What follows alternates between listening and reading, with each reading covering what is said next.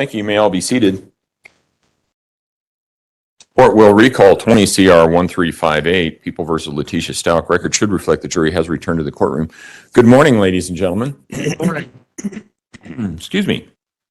All right. Yesterday, when we took our break, we were in the midst of some recorded phone calls. I think that's where we're resuming today with that. Mr. Allen? Judge, I assume that we should probably bring Mr. Stauch back up and then start the next call, and then he can step back down again, if that's okay with you.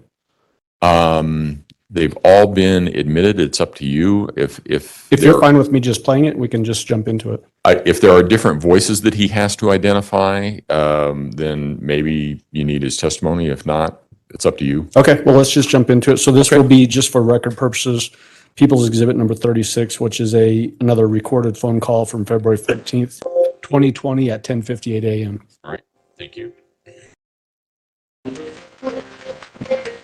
Go for it. Hello. Hey, what's wrong? I'm crying. Huh? I'm tired of crying. Well, happy Valentine's Day. Thank you. You're welcome. Where's Lena? Lena's at school right now. So, why? What's up?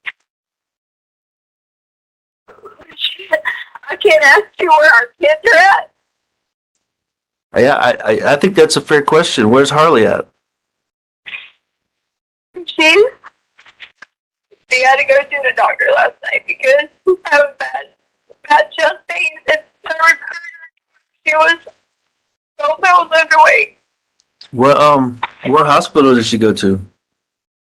Because someone could be listening and know where we're at. Tisha, No, I don't know. You talk crap about me. You treated me wrong. where did I talk crap about you? I haven't said nothing to nobody. Charles in your school or posting all this stuff, messages you sent them how horrible of a person I was. When did these messages come from? Years ago, maybe? I Don't know when. but you know what? Posted to everybody. But what have I always said about social media? I don't give a crap what people say. People are just looking for a headline, okay? I'm tired of doing this, Albert. You should have talked to me about all the other stuff. I'm not. Oh, what other stuff, Tisha? I've asked you for help. I said, hey, me and Harley needed something. I've asked you for help. You turned me down. You know good and well. Anytime you've ever needed help, I've been there for you. Tisha, let's walk back through this now. Just to be straight up, okay? You took over $2,000 out of the bank account at the beginning of the month, and I didn't say a word to you about it, okay? All right, that's like 1/3 of what I get every month. So you got 1/3 of my monthly income. All right, so that being said, I've also offered help and safety and teamwork the whole time, and you guys decided to, step out on your own. And I haven't bothered you, but I've never looked back in there. I've never told you no for anything. And I've been. Well, first of all, I didn't pay $2,000. It was $1,500 because I had to have a place to stay. When I kept begging you and asking you that people should not have been in the home. Okay, well, hold on. It should have been nobody but your family. You're right. My family, your home. Okay, I understand your opinion. So I want to clarify because you took however much. I'm not going to fight over the dollar amount. You took over $1,500 in that one lump sum, not to mention the other ones, but that one lump sum you did take $1,500 and some dollars, and you can't get.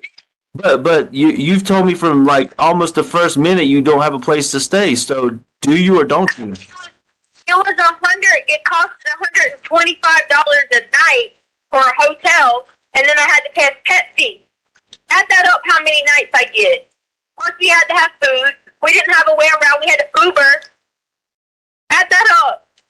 Were you Ubering yesterday when we were talking? Because I heard you get in and out of a car. I'm just trying to piece all this together, Tisha. I don't. I don't know what's going on. I've heard so many stories here. I'm just trying to, as I've always said, I'm just trying to find the truth, and I keep getting a different version of it.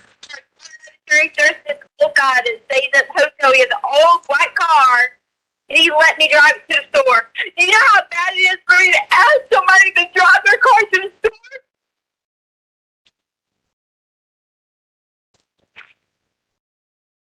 And in this effort to help you that I've been trying to do, you won't tell me where you're staying. Because you're not on my side. But you're not. You're. On my side if you're talking crap about me. I teach You're you. not on my side if I call you and I try to talk to you, and you can't talk to me for being around other people. That's not my side. But you got to understand what I'm going through. I don't know what the hell's going on minute to minute. I don't know who's on whose side. All I'm focused on is Gannon. And I don't want obviously people, you see it on the social media, people are not happy with you. I don't know why. I don't know what reason they have or don't have. But I can't sit here and be talking to you, my wife, in front of all these other people and then, go through all the cussing and yelling and screaming and the drama. So I'm trying to respect you as well. And I need that in return. I need you to respect me too. And that, but no. I haven't talked crap about you. Okay, I've heard that you have not really said anything about me per se directly. Okay, but you did release some of those documents or however they got out there, they're out there. Okay, but what I need you to do, you talk about respect. That's one of the most important things to me in my life is you respecting me, and you can respect me with the truth. And that's the bottom line. We have options to work through all this other stuff, all this other drama that's going on, but the truth is really at the options don't come into play until I get the truth, okay? That's absolutely and I know you're not going to like this, but that's a line in the sand that I'm not crossing. Okay? You already kicked me off my own car insurance and wouldn't even tell me. That's not true. My car, you That's not kicked true. me off of there. That's not true, Tisha. You got an email notification the same minute I did, so you got notified. Why Absolutely. did you not talk to me about this? Well, on February 8th, I didn't get any kind of confirmation that two of my vehicles were deleted, and there's no one else that has access but you. Okay, so you tell me what the truth is. They were all getting put in storage. So if it was done wrong, then that wasn't on purpose. Okay, fair enough. I'm not the insurance is not a point of argument to me. You have every right to call them back and put just like I did. No. I tried. No. They said to me, you have me listed as ex, so I had to be on a separate policy. Well, exactly. Okay, because that's where we're at right now. That's the line in the sand. Okay, the line in the sand is we have a gap between us right now. Okay, absolutely. And I'm not gonna sugarcoat it because I don't sugarcoat it with you. Okay, we have a gap between us. You can put a label on it however you want to, but that gap there's no closing that gap. There's no initiating options or anything until we get to the truth. And I really feel deep down in my heart that we can work on this together. We do have options, but I think your list you sent to me is a great starting place. I think that is excellent that you're willing to at least talk about what options we have. Did you talk to an attorney? Huh? Did you talk to an attorney and file for divorce? I have not filed anything yet. And the fact that I'll tell you the answer to that, okay? But the fact that you are reaching out to me like that, the way you did, say, like, did you go to this attorney and file this? That means you don't trust me. You don't have respect for me, and you got somebody watching me. Tell me the truth. Well, I did, and someone told me. Who told you? Do you not think it's all online in the social media that you told someone that and someone posted it? Who posted it? Because I haven't told anybody anything about that. Well, someone knows because it's online, just like it's online about some girl talking junk about her best friend, and she's best friends with your sister, and that's what she said. I mean, come on. Yeah, but once again, Out there. well, yeah, you're right. I fully agree with you. Once again, that's why I've told you forever that I don't get into that crap because it's just you're you're getting torn every direction by people's stupidity. Okay. So anyways, let's not worry about that, about how you know what you know. Okay. Go ahead. The basic thing is, I reached out to that lady. She doesn't write me back. This is how I've been treated. I've been treated like a criminal when I told them exactly that Gannon left with someone. Which lady? What lady are you talking about? The Amber lady? No, Bethel, because she's the lead investigator.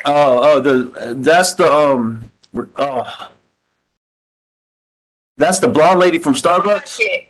The blonde lady from Starbucks? Yes. Okay, all right. The lead investigator. Okay, all right, I got you. Well, I mean, In contact with her. not since that first day. I'd be that first day when I told you I met with Mark for like, I don't know, 6-7 hours, and then she jumped in for like 20-30 minutes, or whatever that night, the day I got there, that Tuesday. Since then, and since we met her, and then she asked me a few questions, I really haven't had any interaction with her. So I've been dealing only with Mark. He's been my. Why did you leave that day and not talk to me and go on my call? Leave what day? When you first talked to them that night and you were going to pick up people from the airport, why did you leave and not talk to me? I'll give you the straight up honest truth right now, because at that point in the situation, and we're at the same point now, unfortunately, 3 weeks later, at that point, I was not getting the whole truth. Okay, and I'm not going to argue with you about that, because that's absolutely spot on. Okay. From me, you leave from me, everything's fine, and you just happen to get there, and then you feel like you're not getting the truth. Oh, yeah, absolutely. Because there were some things that I was looking into on my own, which I've basically been doing for 3 weeks now, trying to sort through this on my own, that weren't making sense and weren't adding up. Okay, and just like where we're at now, yesterday, thank you for talking so long and walking me through your timeline. But even yesterday when we were talking, a lot of it wasn't adding up, and it still isn't. Like, there's 3 or 4 different versions of the Mexican guy now. He's Uncle Matt. First he was Mexican or whatever. I don't want to argue. I said he asked me, did he know Uncle Matt? Yeah. I said he wasn't Uncle Matt. Fine. And I'm not arguing about that. I'm just telling you, these are red flags. You know how I am. When I see red flags, you got to convince me that the truth is what it is. Okay. So I'm sitting here last night on my bed freaking out, because I feel like some of that was the truth, but then some of it still was, a different version of the same story again. So what I really want to get to. Me, did I kill Gannon? That hurt.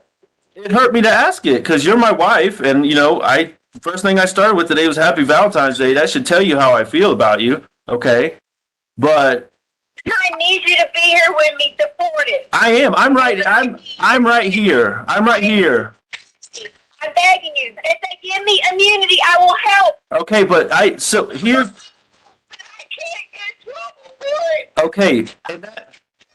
Well, that's why I'm here. I'm trying to I'm not, you have the legal background.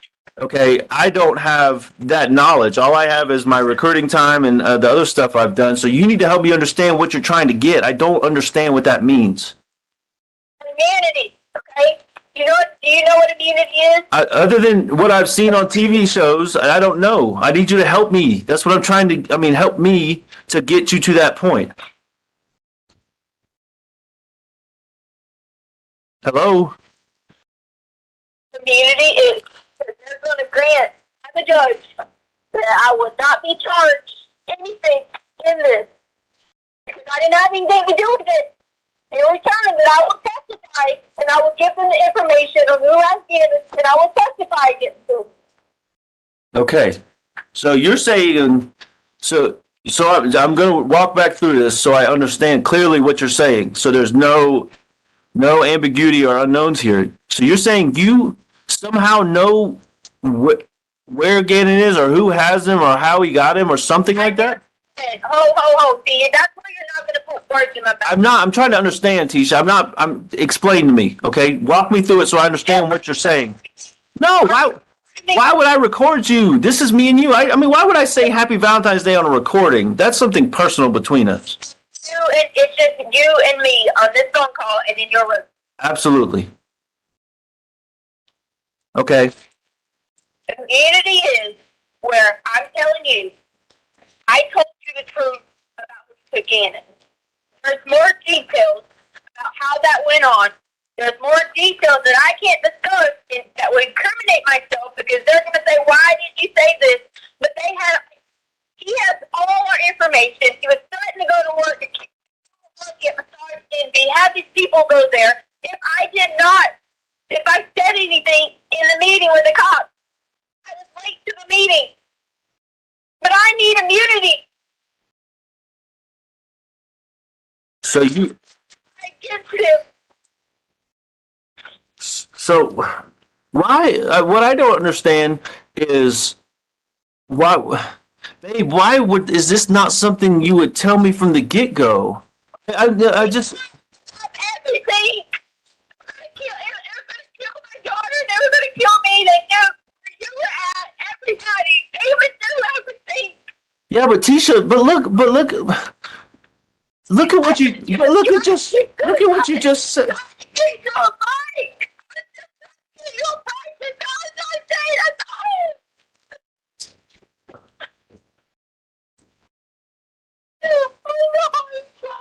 But Tisha, What? I'm trying to understand. Only thing is surprising you. I need immunity, please. If you were.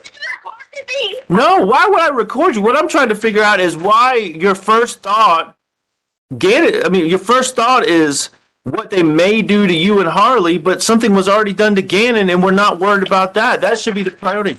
They did to me and Harley. It was also Lena. She was there too. So the guy was there, was threatening you in the moment? The guy was there when the police was there. The guy was still there when the police searched the home? Yes! Where was he at? Where was he at when they searched our house? Can't tell anything until I get immunity. Well, babe, I can't promise you immunity. I can't give that to you.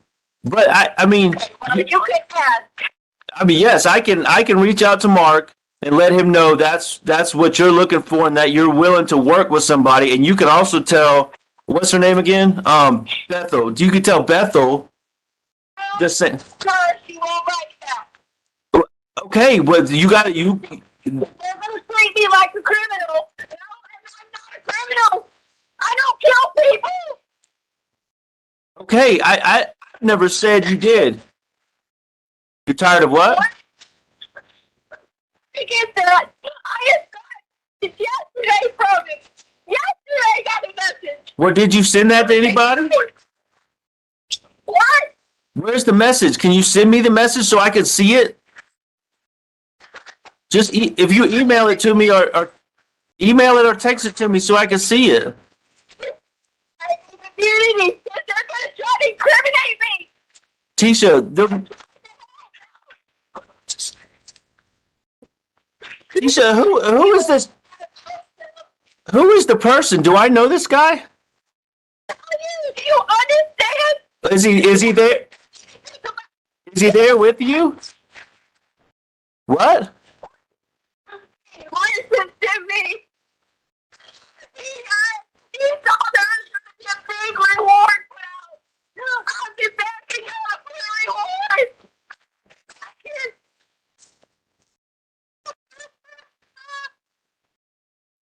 So I heard there's a reward coming out. That somebody said that the neighborhood's trying to do a reward.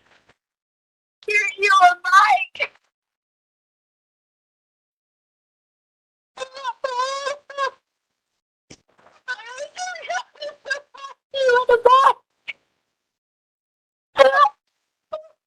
So but what happened with the bike situation? I don't think we ever. Okay, well, I told you I cannot promise that. Okay, that's not something I can promise you. I can promise you help or, whatever, but I can't promise immunity. That's something that the investigators got to reach back out to you. Side. They're on your side, and this is where you can go to them, and you can say, I know, my wife wants to know. She is breaking down, and she is telling the truth. Yes, I can advocate for you. I can give an opinion, but but listen, what I don't understand is you're treating me like the prosecutor here. Okay, you're treating me like I'm in court or the law, not like I'm our son's father. Okay, but you get out there and you do it. I genuinely don't know. I can't even go anywhere because they think I'm going to tell.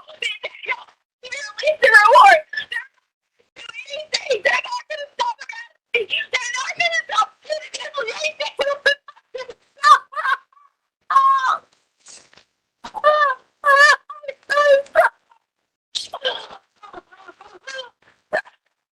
It's over. I do too. But these. I promise. Please, what can I do to help? Please, what can I do? Here's what I need you to do for me. Okay, I understand and I respect that you don't feel safe telling me certain things. Okay, I'm not going to press you on certain things, but I need to know something about my son. I need to know something about Gannon. Do you know if he's safe? Do you know? I mean, I asked you some questions yesterday, and I had to ask those questions because that's been on my mind since day one. But is he safe? Where is he at? Do you have anything? And if I kill Gannon, really?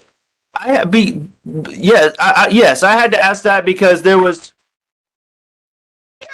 Well, I would never not tell you the truth over and over and over again. So. It's dangerous. Come on. Your life, everybody else's life. You're terrified. You don't know what to do. You're scared of them. You don't know how you would act.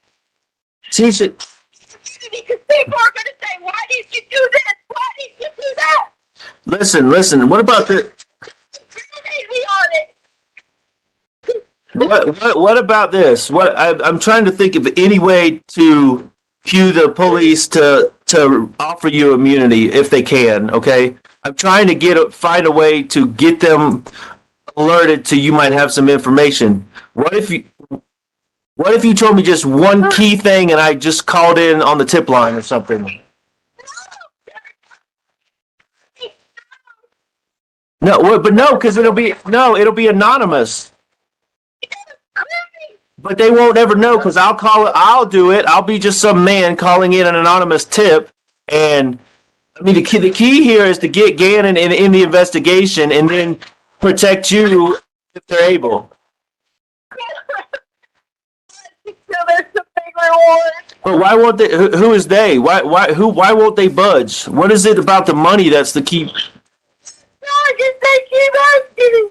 I got messages before. We're going to be on board. You better not say anything. I know you got some everything on my mom. I Tisha, listen. Despite how this is gone, you know for a fact you could always trust me, okay? I know you may be worried about your name getting out there from this information. I don't want anything to do with the media. I don't want anything to do with Facebook or social media or anything, okay? You know, because I've absolutely been off of that. That's why I'm saying I can give the anonymous tip if you just tell me something that'll help in the investigation, okay? That's the no. The police came. Okay. The police came. He was in the house. Where was he at in the house? I didn't know at the time. I thought they were going to find him because the guy was like, can we please search the house? And I said, sure. Okay. Terrified, which is why I sent Lena and Harley to Dollar Store and all these places because I thought Gannon was hiding too. Okay, so you thought so the guy was in the house and you thought Gannon was hiding, so he hadn't taken Gannon yet at that point? No. Okay, all right. Well, that's huge. That's huge because now we can look at different camera time frames and all that, and we can look at different angles. Okay, that's huge that he was still in the house, and so that would have been police got there at what, like? Like that. I'm not making this up. I'm not. No, I know. I'm trying to sort through this again. I'm trying to get you to this point to where you know. Anymore because they'll try to get me, incriminate me for this. I need immunity. I think they give it to you because this is big that he was there and they missed it. Because then they're gonna want to cover their shit for not finding him. I can't hear you. What? I tried. I even put it in the car. I put it in that room store stuff. I tried. You did what? You did what? Oh, you said you said what? What did you do? I tried to like point to the cops and like, hey, check this area. Hey, check this area. I was even trying to show them any other extra areas that I saw. I said I didn't know if Gannon was with him or I didn't know if Gannon was by himself hiding. I didn't know at that point. Okay, but then you figured out. How'd you figure out he wasn't by himself? I'm not selling anything else until I get immunity. Well, I'm trying to figure out. I'm trying to put all this together. You said you pointed them in a direction, but where in the storage room were you? Directions. I said I was just giving all the big areas of the house. I got you. So you told them storage room. I walked to the storage room when the guy was in there. I was trying to tell him, hey, check behind boxes and all this stuff. Okay, so Damn. I didn't want to make it. You know, FBI, yeah, they were trying to put my cops right here. okay, so what happened next? So the cops searched and missed it, or what? Tell me what. I'm trying to figure out what happened now. What you're telling me, okay? What happened after they didn't find him? I'm not saying anything else. I was just trying to plot this whole thing. No, I'm trying to get some key breaking information that I can give an anonymous tip, like I told you. Okay, that's what I want to do. That's how. Never mind. You're not trying to help. I am trying. He's not trying to help. No, he's not. He's not trying to help. I am. So what you said was Gannon. You thought Gannon was hiding. Is that right? I didn't know if he was hiding with it. The guy had him, or if he was hiding by himself. That's why I was scared to keep. If I would have left him a note, be like, please check out. He's fine. I didn't know they had went out the back door. I didn't know where he was at the time. I know he was there. I thought he was gone. And after I waited for 4 hours, kept walking, checking myself, I realized that.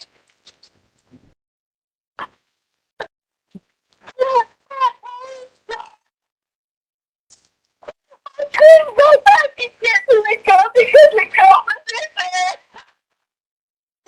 I hate myself. I couldn't get your big gun to work. So and let me back up. So when you let the cops in the door, wherever you last saw Gannon, you left him somewhere, or you thought he was safe? Yeah. Like you thought he was safe hiding, or you thought he was with the other person, or what?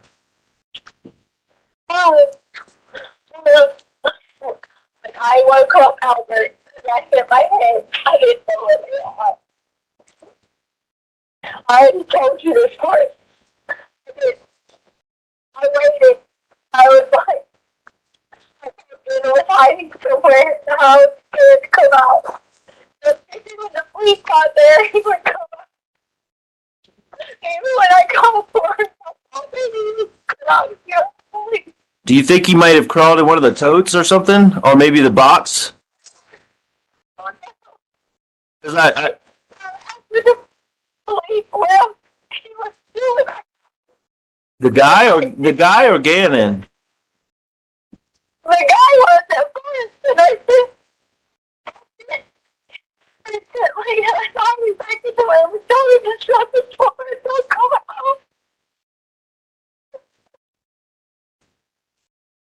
What, did they already come back? I was just trying to get yourself to work.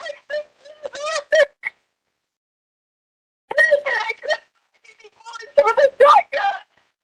But so you said my gun? You're trying to get my gun to work? Tisha, calm down for a second. You said try to get my gun to work. I thought the guy had my gun. Oh, that one. Okay. So you put Harley and Lena in our room? Tisha, is that what you said? You put. So you already had the assault rifle out of the closet at this point, and you. I just couldn't get it to work. Okay, I know you always had trouble getting that thing to pull it back and get it loaded and all that, so that makes sense.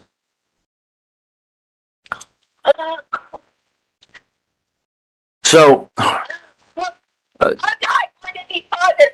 you're not going what? How is this, what is key about this that I can call an anonymous tip that helps me find Gannon? You can call in and get the immunity. I can give you the guys the ID. I can ID him in a lineup. I can give you his name. Tisha, you know I can't promise you anything. I'm not the police or the judge. I can't promise you immunity. I can put you in contact with them, and I've done that. Please call me back, please. Please call me back. I will. I'll get as soon as we get done talking in a little while. I'll get on the phone with Mark and tell him to tell that lady to call you back and quit stalling or whatever she's doing. I don't know what the hell's going on, but Mark will get on it. He's always been. Guys,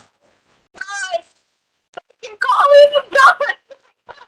I will ID him. I will shave his face. He lied about his name. I got a piece of paper. And I saw the ID. We trying to get the bike. Right, Tisha. Listen, I there's something that I can you can give me that can help fix this right now. Okay, I don't know if you're willing to. I hope you are, but if you give me the name of the person, if I know this person, that I can fix it right now. Okay, I guarantee you. I can. Yeah, I'm not gonna I can't. Well, who is it so I can tell them who to be looking for to protect you? I can promise you that. Tisha, I can't promise you that. I know they will work with you, okay? I know they will. I just need the person's name so I can get Mark and tell them to go find this person. I hear people in the background. There's nobody here. I just need to know this person's name because if it's Travis or somebody related to Chance or somebody. Is it Travis? Because I know you said he was abusive. They're going to try to incriminate me. No, they're not. I don't know. I can't promise you anything. Listen, I will fight for you and fight with you if you're not involved in this and you give me this name. Is it Travis? Please. Listen, I'm gonna text. I'm gonna text Mark right now, so you can hear me text Mark, okay? Because you can hear the little keystrokes. I'm gonna tell him as we're talking, so we can get this ball rolling. To Who is listening to me? I hear nobody. That's me texting Mark right now to tell him to get Bethel to call you. I hear somebody hollering. Nobody's crying and hollering. Just like the other day when you said that, nobody's here. I'm standing here trying to figure this out and get a name. Where's everybody else at? What, like Uncle Jeff? He's getting on a plane and Landon and Aunt Veronica, they hit the road back to Dallas, and I think they're going to take Landon for the weekend because it's a 4-day weekend. So I'm here by myself, like I told you. They're getting Lena after lunch because she had a little lunch program going on. Okay, but that only matters if we can get this ball rolling. You could tell me this name, and then you can reach out to the police for immunity or help or whatever they can offer you. Okay? Telling anything so I get immunity. They're not tricking me. They It's- took everything I have. These people know where I'm at. They're in a gang. I will not put What kind of gang are they in? I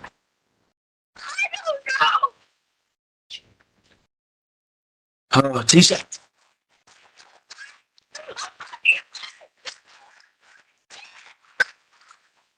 Well, what happened that ruined that? You know, that's another part I don't understand. This baby really has Cause what? this baby really has a bite. Tisha, so this guy, I know you're trying not to tell me his name, but after the police left, remind me, I don't remember. I know Harley and Lena went out to look. Did you go look for Gannon? You were knew the guy was in there, or you didn't, or what did you do after the police left?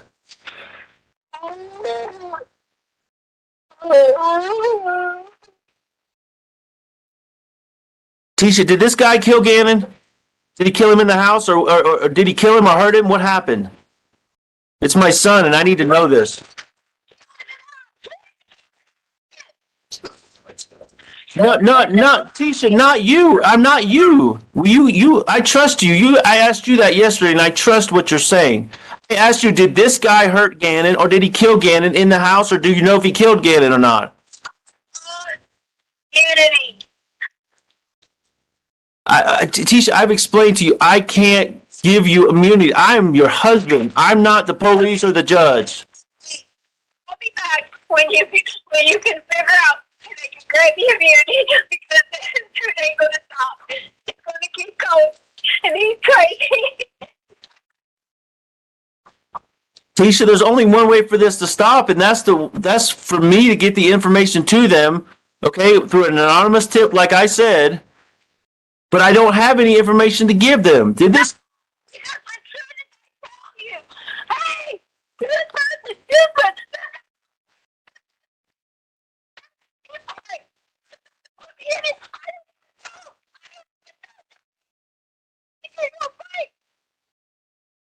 Yeah, and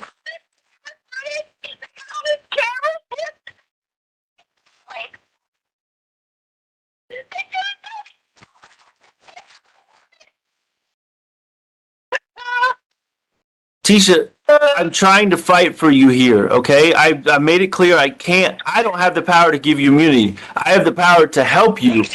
Call me back. Call me back whenever, whenever you can. Tisha, they're not gonna listen to me, okay? They're absolutely gonna call me foolish. I am trying to help you. I am trying to help you. They're gonna look at me like a fool. Tisha. Tisha. I can't hear you. You're not helping me, Albert. I'm trying to. Someone killed somebody.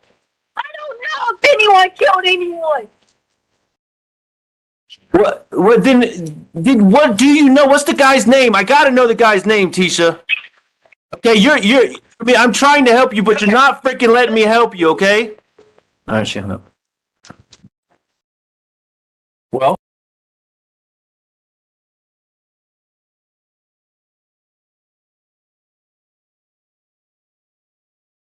Mr. Allen. Yeah, so we would just want to have Mr. Stout come back on the stand and ask him some follow-up questions, Judge. Okay, all right, Mr. Stauch, if you would resume your seat in the witness stand, I remind you, sir, that you're still under oath.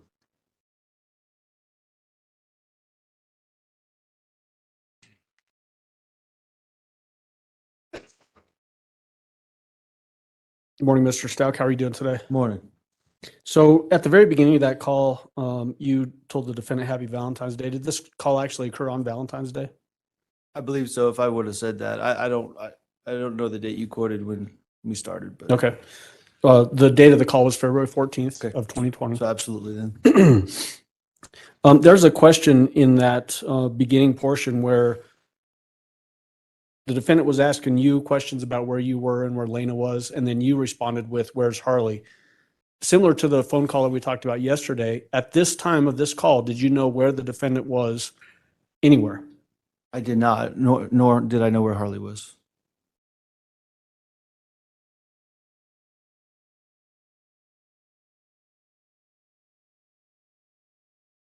When the defendant started making statements about the guy was in the house when the police came, in your mind, was she referencing when the police first responded to your house at 6627 Mandan Drive?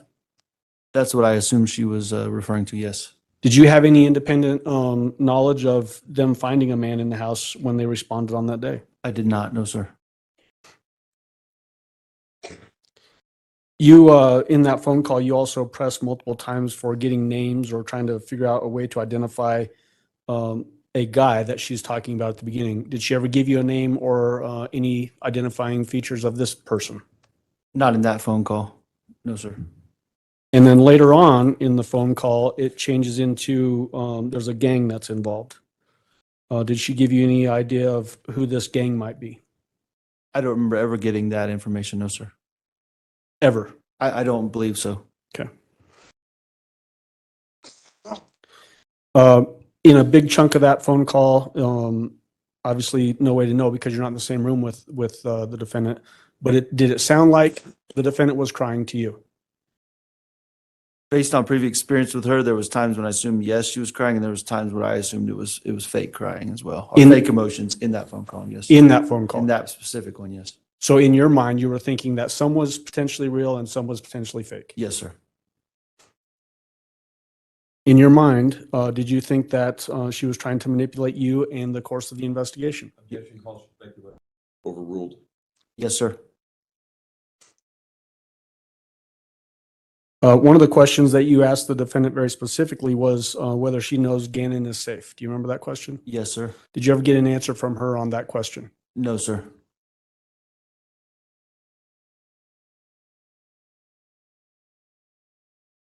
You mentioned in the phone call too about you're going to give information to the detectives so they'll quit stalling. Similar to the phone call yesterday, were you actually with law enforcement when this call occurred I was. and they were listening? Yes, sir. Was you saying, hoping that they would quit stalling, I guess, was that a tactic to keep her talking? Absolutely. Two names that you gave in that phone call were Travis and Chance. Who are those people just in general?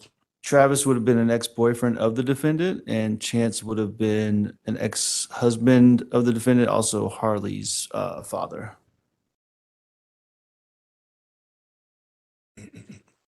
Did you ever have any indication that either one of those two names were involved in Gannon's disappearance? No, sir. Chance was deceased by that point, and no indication of Travis either at all. Okay.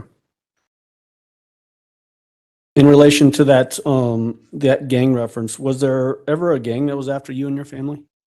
Not to my knowledge.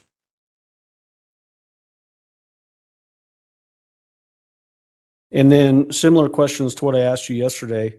The sound of the defendant's voice in that phone call, was that consistent with her personality as you knew it? Absolutely. In this particular phone call, did she ever change personalities to a different personality? I was talking to the defendant the entire time. And so never changed voice inflections or No, anything sir. like that? Okay, thank you. So Judge, at this time, we would want to move into playing People's Exhibit 37, which is another recorded phone call on February 14, 2020 at 12:08 p.m. This one's roughly 8.5 minutes long. All right. Mr. Stauch, you can go ahead and step down. Yes, sir. Hello?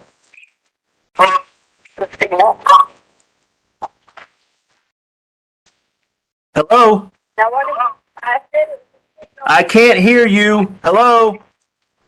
I said it's the signal. Okay, well, what? Because you hung up on me and I'm not really feeling this right now, so what? What do you got for me? I can't help it. In and out. Fine, whatever. You were being all nice, caring, listening, everything. Then all of a sudden you started being hateful. Yeah, because you got information I need for my son that everybody needs to get this boy back. Okay? Okay, so now you're saying I got information, but then just a minute ago you told me I made it up and it was a figment of my imagination. Okay, so it's on you to pick which one it is. It's not on me to sort through it. It's on you to tell me the truth or keep feeding me bullshit. Beginning.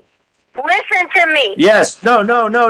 Let's start over. Let's get a new beginning here. Okay? Let's start over because if you keep going back this same path we've been on, I'm just going to keep getting more pissed off and more hurt and more worried about my son because you've told me 17 different stories now. Start over and tell me who the fuck has my boy. Okay? Tell me a name. That's the beginning. I don't care about Saturday. I don't care about Sunday. I don't care about the fucking truck on Monday. I don't care. Who has Gannon? That's what I care about. Who? Then I want immunity. What the fuck does that have to do with who has Gannon? I can't give you immunity. You call the police. You do what you got to do to get yourself protected from whatever you're worried about. I mean, it keeps... Anyways, I'm not dealing with that. Okay? The beginning is who has Gannon? Did you even call the guy to ask him about immunity to talk to me, did you? No, because I figured you'd call me back. I thought you was hanging up with me, call me back. What is he... What can I... I'm not your lawyer. Okay? You're my husband. Right, and I'm telling you right now, you want immunity.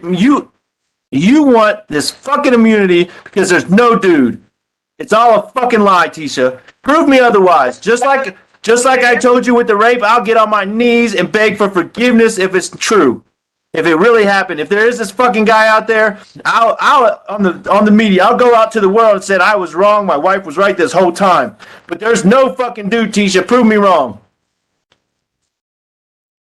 Prove me wrong.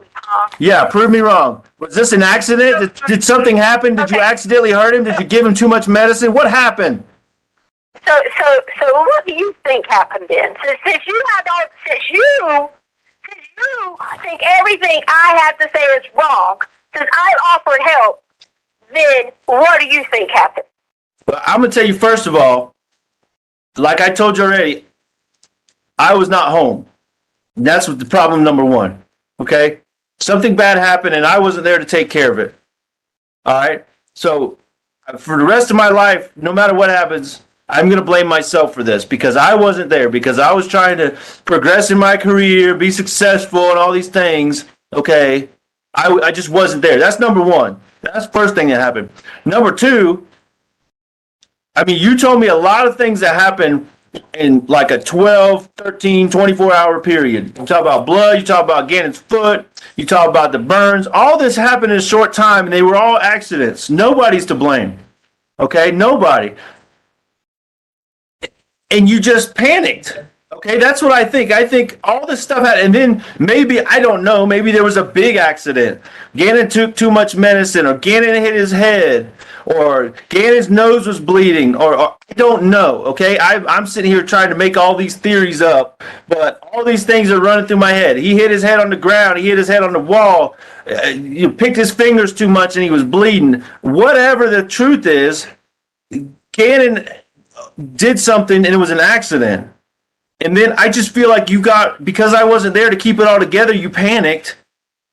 And then I don't even have a theory on the rest of it. Okay? That's what I think. I think there's absolutely no guy there. And I understand why that would be on your mind. I understand that. Okay? I'm not discounting that or not making you feel bad if that's something you're trying to get through this and you made that up. Okay? You've told nobody that but me. Okay? So if that's not okay, screw the police right now. This is me and you. Screw the freaking police. They're not listening anyways. You know that. They're looking all these places, and you know shouldn't be looking there. Okay, so they're not listening to you. I'm listening to you. I just need to know what happened. I gave you my theory up until the one point where you panicked. Okay, whether it was too much blood, Gannon hurt himself, and you didn't know how to handle it, and you didn't want to call me because you were scared I might be upset at you, and I understand that. I understand that you've got this. You want to do so good for the kids and provide for them and food and clothes, and you do a great job at all that stuff. Okay, you do a great job at all that stuff, and I tell you that all the time. And you really want me to feel like you're better than Landon. And I tell you all the time that you are. Okay? I feel like all that factors into this, that something bad happened accidentally. Nobody's fault. Accidents happen. And that's what we would have told Gannon, the candle or whatever it was. Accidents happen. We could get new carpet. We can't get new children though. Okay? I tell you that all the time. We can't replace our children. We can replace clothes and carpet and couches. Who gives a fuck about that stuff? And you know I've told you that. We smash the TV. Who cares about the TV? Okay? An accident happened here of some sort. You panicked and freaked out, and then I just need the rest of the story. I just need to know where Gannon is, okay? I just need to know what is happening with Gannon. Is he safe? Is he hurt? Is he alive? Is he somewhere? Okay? Just, I don't want to hear no more about this dude unless you give me a name, okay? So I don't believe it until you give me concrete information. My theory is this.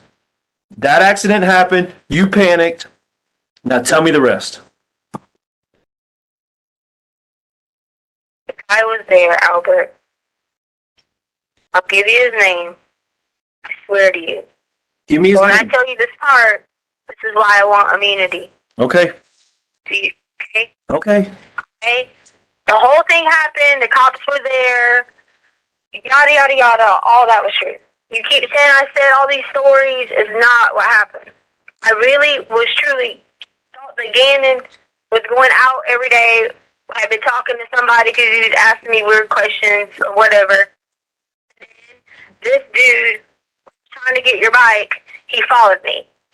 So I get the Petco. That's why I was looking in and out the doors of Petco. Oh, so you weren't. So it wasn't about Gannon getting out. And I'm not talking junk.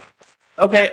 You jump in there. Okay. I'm sorry. I'm just trying to Make understand. sure he didn't get out because if someone was following me, I didn't want him to know someone was in the car. Okay.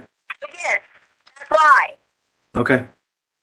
All I was trying to do was go get you a bike. Then I leave because I was going to go to this place to be looking at free to get a bike, and I realized that this dude was following us again. So I tried to make some turns around Palmer Lake area, in and out of that area up there, which is where they're searching because I'm sure they got my GPS, searching for nothing. And then when I had to come up the little hump, there's this dude. Well, this dude is in your truck with us.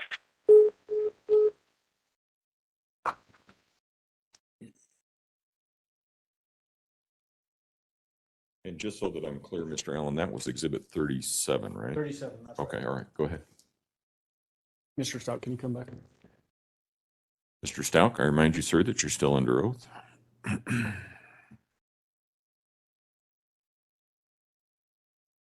Mr. Stauch, in that call, you said to the defendant, you want immunity because it's a lie, there's no dude. And then you said, prove me wrong. Did she ever prove you wrong? No, sir. You made mention of Gannon did something, an accident, and you panicked. What were you trying to do by saying those things to the defendant?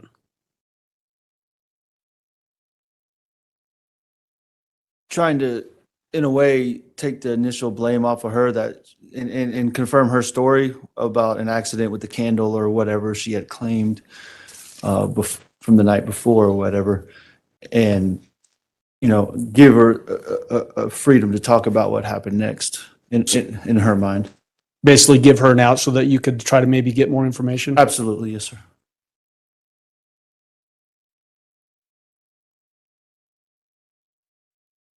Towards the end of that phone call, the defendant made, again, mentions of some anonymous dude in the language that she used. Did she ever give you a name of who this dude was that she was referring to? Not in this phone call, no, sir. All right.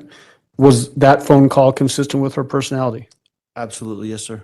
During that phone call, did she ever change personalities or talk with any other odd voice inflections? No, sir. All right, thank you. Judge, at this time, we're going to move on to People's 38, which is a call on February 14th at 12:17 p.m. All right. Mr. Stauch, you can go ahead and step down. Thank you, sir. And Judge, this call is about a little over 21 minutes. All right.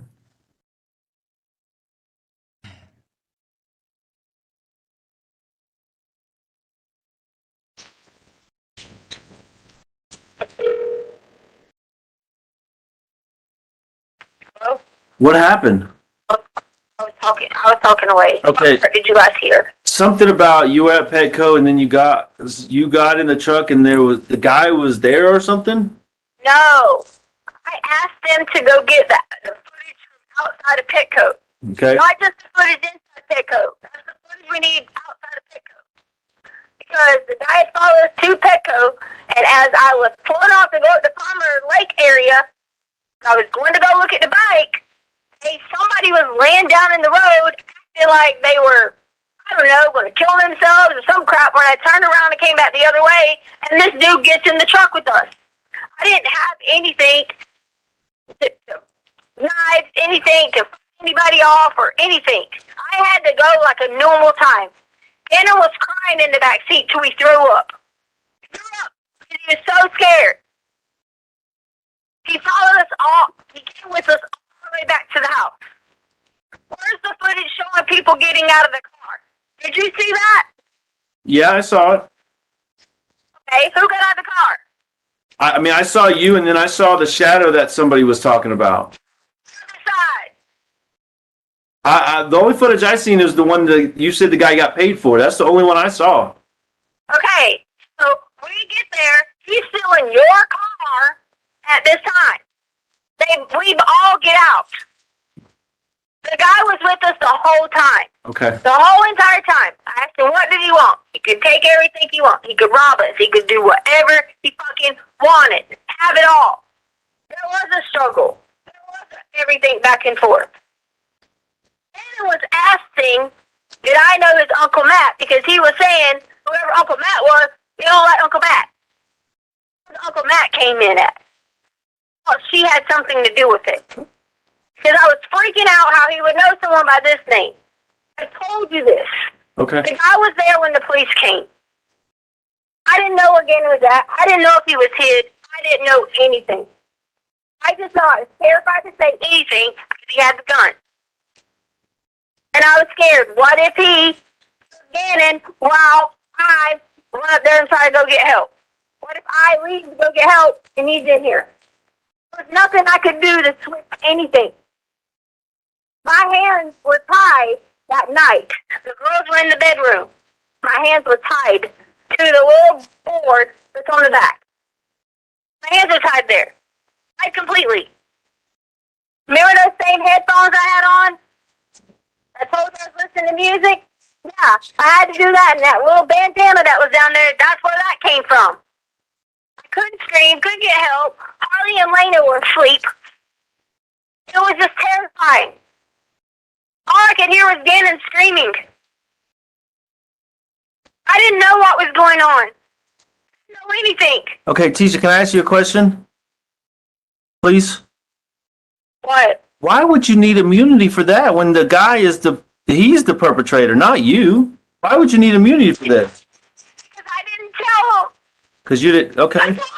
Okay, I mean. I don't know how bad he hurt Gannon. I don't know. There's no accident where I heard, and there's nothing like that. Immunity, because people keep saying that. No, he was in Gannon's room. I just kept crying. I just find his girl. He is Mexican. He was mixed with black. Dark. 5'7". I gave him the facial features that was on him. Name. Okay, hold on. All right, so let me just bear with me here while I sort through this. Okay, so you're at Petco, you pull out, and you're at the stoplight. Dude's laying in the middle of the road, or are you in the parking lot? We drove up to look at the night towards Palmer Lake. Oh, so the guy was at Palmer Lake laying in the middle of the road. He followed us. I made a turn. I thought the turn was going to take me back to 25. Instead, it wraps you back around in a circle to come back the same direction up these hills. Okay. All right, so yeah, let's stop for a second because, all right, listen, I'm going to be straight up again because I'm getting frustrated again because this is even more bullshit than the original 17 stories, okay? I mean, no guy fucking jumps in your truck. The car is locked when you're driving unless you stop and open the doors. Anyway, I'm not going to pick it apart. It's bullshit, okay? Yes. God, Tisha, No, it's not why. I want you to tell me why you panicked. Why? Why did you panic when the accident happened? When Gannon did whatever he did, I mean, he made a mistake. Whatever happened, why did you panic? Panic when? After Gannon was hurt, after he hurt himself, after he had an accident, after he banged his head or something, why did you panic? No accident was panicking. What are you talking about? So, wait, well, you know what? So back to this Palmer. I'm all over the place here. Yeah, because you're trying to make it out to be me and it's not me. No, I'm trying to make it out to be where's my son, okay? If you were in Palmer Lake and then Douglas County and whatever, you did all these turns and turned around and this guy was out there laying in the road, he got in a truck, why do they have your GPS in your car? You were in my truck. My phone. No, but I thought you told me yesterday you left your phone at Petco because you had to go back to get it. No, that was Gannon's phone. Gannon's phone was left at Petco. You told me, yes, Tisha, I'm not stupid now. Okay, listen, you know I'm better than that. You told me yesterday, you said it almost verbatim, almost quoting you now. You said I set my phone on the counter, okay, because I had these 2 or 3 doggy sweaters or whatever, okay, and then... No, you told me yesterday it was your phone, and then you said it and you forgot it because you kept going and looking at him to make sure he wasn't getting out the truck. Now it's you. Tisha, but how is it all true when you've told me 7 different versions of the same thing? It can't all be true. He can't be a Mexican named Uncle Matt, lived it, but he wasn't there until he got in the... See how you keep doing? No, what I keep doing is not being stupid and letting you get me with bullshit, okay? I need the truth. Really? Yeah, really. Really? Really. I mean, you can smirk all you want to, you can roll your eyes, you can hit the steering wheel. That doesn't change the fact that you have the truth and I don't. I mean, because, yeah, so yesterday... It wasn't a Mexican. It was the guy riding around in the Aubrey Holmes vehicle or whatever it's called. Okay, and you gave him the garage code, and then he came in. These things. But that's what I do understand. You're spinning me in 12 different directions to help. I need immunity because they made me tell all this. If I don't keep saying different things, you get the right person. You don't care about that. You don't care about the ability if I say anything. No, Tisha, what I care about is you, and I care about our relationship and that the fact that we're talking together. You're not talking to the police. I'm not making you say anything. Okay, listen. I understand. I understand what you're trying to do. I understand you feel like they're making you all these things, and I understand making you say all these things. Sorry. Okay, and the fact that you're having to say all these different stories because they're pressuring you, and I blame them completely. Okay, I understand that you're just in a bad situation because everybody's after you and you feel attacked and all these things. Okay, I understand that. But if you have any faith or respect in me, you got to understand that I believe the truth is always easier than having to go 27 different directions. Okay. And that's what I'm trying to work out with you here is just the freaking truth. For you. He hurt. I was tied with my arms. Okay, well, who is he? Who tied you up? Who did this? You didn't do it. Who did it? Who hurt Gannon? Who has Gannon? Who wants the money? Who hurt you? They're gonna kill me. Who is they? And how did he hurt Gannon? These are the questions I need to know. Who is he and who are they? He first told me his name was but it's not. It's Quincy Brown. Quincy Brown.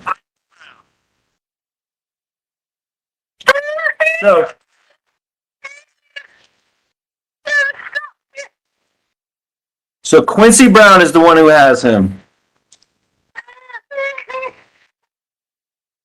What was he driving when he was following you?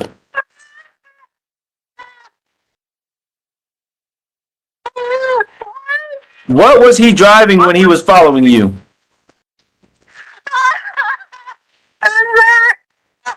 What? A red car.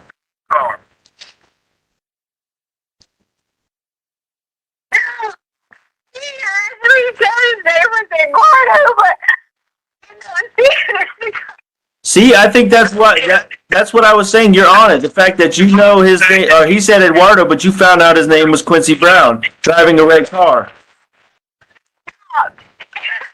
What? Wait, listen. Wait.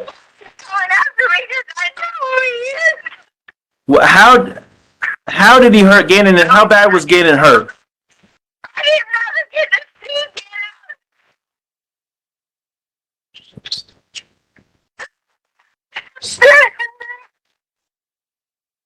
Say that again. You said. I can't hear you, Tisha. Try to calm down. When I came out, Nana was gone. I just could hear him screaming. I couldn't do anything. So Gannon was screaming, and you heard him. You heard. Right. No, I said heard. I said you heard, like you heard him screaming. The guy heard Gannon. So you know the guy heard him, Quincy Brown. Huh? Yeah. Do you know what he heard him with? Was he hitting him? Was he?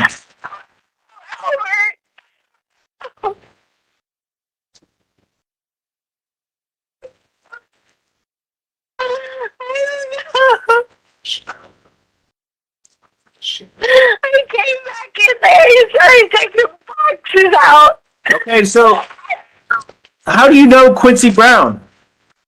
How do you know it was him? He told me his name was Eduardo, but he came back in there taking boxes out. And I came Quincy Brown. I saw it. Oh, what boxes was he taking out? I thought he was going to rob our house and take things. So he had an ID on, and what did you see anything besides his name, like a company or something? Quincy Brown. It was his pocket. He had his big baggy pants on, and in his pocket, the paper fell out, and on top of the paper was his ID, and it had his picture, Quincy Brown. Okay, all right. But what kind of boxes? What boxes was he taking out? Was they out of the storage room? What? I mean, what? In the storage room. Oh, you were in the storage. Do what? You did. That's the first you told me that you were in the storage room. He tied me in the storage room, and I put the out. I just did that. I'm sorry. You were crying and screaming. I couldn't understand that part. So now I know you were tied up. You couldn't do anything because you were screaming and you had the bandana in your mouth. You were tied up. Is this after the police left and after Gannon and him were in the storage room, or before that, or what? It was after the police left late that night. I put Harley. Okay.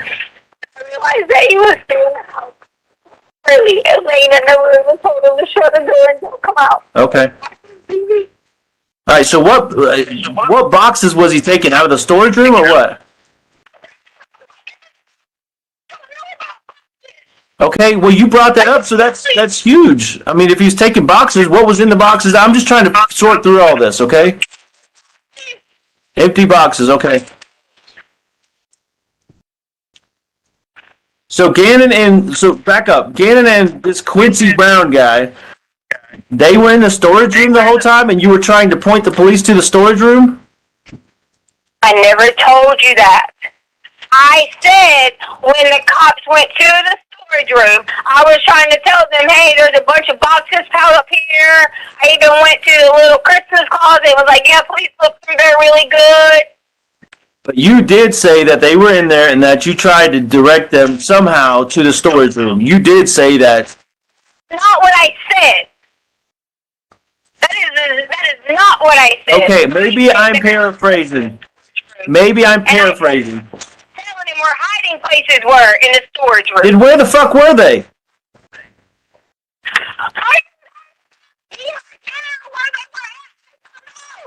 It all is relevant. Where were they at? You said earlier you heard him scream from the storage room. Okay? Where were they at? There was no screaming. when the cops were there. What are you talking about? You know, honestly, I'm kind of getting fed up because you know what? Yesterday, in the 3 previous versions, okay, it all happened in Gannon's room. Now it all happened in the fucking storage room. Make your mind up. Are you? You banged your head. You banged your head on Gannon's table. You were raped in Gannon's room. Gannon was beat up. He was high-fiving the guy. He was jumping on him. He was loving him. Uncle Matt, he was a Mexican. It all happened in Gannon's room. Now it happened in the storage room. God damn it, Tisha, make some sense out of this. That is before the police got there, Albert. What time did all that happen? What time did that happen? You asked me about the police got there. Tisha, to me, this is all bullshit because none of it makes sense. None of the timeline adds up. Every time you tell it to me, there's more and different details.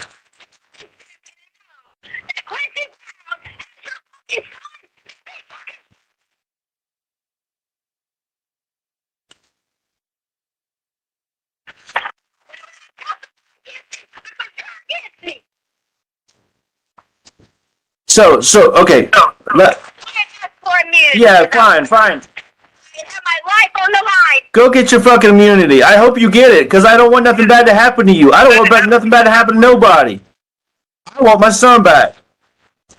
I'm trying to help you get him back. So at what point did you call the police? The guy was with you. He was in the house. He was just letting you call the police? Because you said he was in the truck. Well, him and Gannon were in the truck, come back from wherever the fuck you picked him up on the side of the road, and he just jumped in and said, here's a hamburger, take me home or something, whatever. Okay? Yeah. I'm being a goddamn smartass because this is bullshit. Okay? So you're all in the house and you're just drinking sweet tea, and he's like, I'm holding you at gunpoint, but go ahead and call the police, please. Right? That's your story. That's your story, Tisha. That's your story. Yeah, because initially he was already in the house when you got home with Gannon. That's what you told me initially. I am listening. Okay, so all right, so assume I believe you now. So Quincy Brown is the one holding Gannon for all the money, and you didn't tell me. So now, all this 3 weeks now, you've known who has my son. You've known he's out to get you or after you or whatever. And you think I'm going to be okay with me just finding this out after I've been crying my heart out for 3 weeks now? You think that's cool? Because you're worried about your immunity? Because I'm worried about my what? Immunity. That's all you said all day long after yesterday when you told me 7 different stories. Today it's immunity. And now I find about Quincy Brown in a red car with boxes has my son and he wants money and you never told me about it. It's like we're playing fucking Clue here or something. Or who's who. And yes, I'm being a smartass because I'm tired of this shit.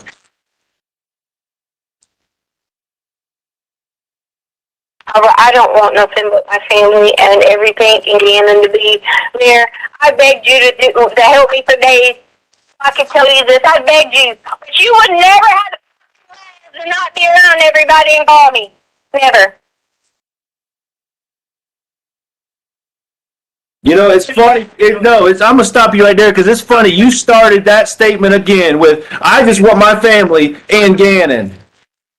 So that's why you keep saying shit like that. No, Gannon is part of your family. He's not an and, he's part of it. That's why I don't believe that shit because you keep saying that. Go ahead. I am agreeing to testify against this. I am agreeing to even myself to walk out wherever money, risking a chance to fucking shoot me just to get Gannon. Hey, I'm going to tell you, listen, I know enough about immunity that you're not going to get immunity if you keep lying about this fucking Quincy guy. There's no fucking Quincy guy. There's no Eduardo. There's no Uncle Matt. There's nobody. Whatever. Yeah, whatever me all you want to, but there's no fucking Quincy. Yeah. Should have freaking told me about Quincy Brown from the get-go. That's why there's no fucking Quincy Brown. Really? Yeah, really, Tisha. Yeah, this is just blowing my mind here that you sit here and you want to be a family, the four of us in Gannon, like you say. You want us to get back together and be all intimate and, blah, blah, blah, blah, blah. But you keep fucking lying to me. 5 years of lies, and now my son's gone. Where is Gannon, Tisha? Quincy, that's who took him. Where the fuck is Gannon, Tisha? Quincy Brown. Where? Where's Quincy Brown? He's obviously, you know something about him. Is he in town? Are you in town? Is Gannon in town?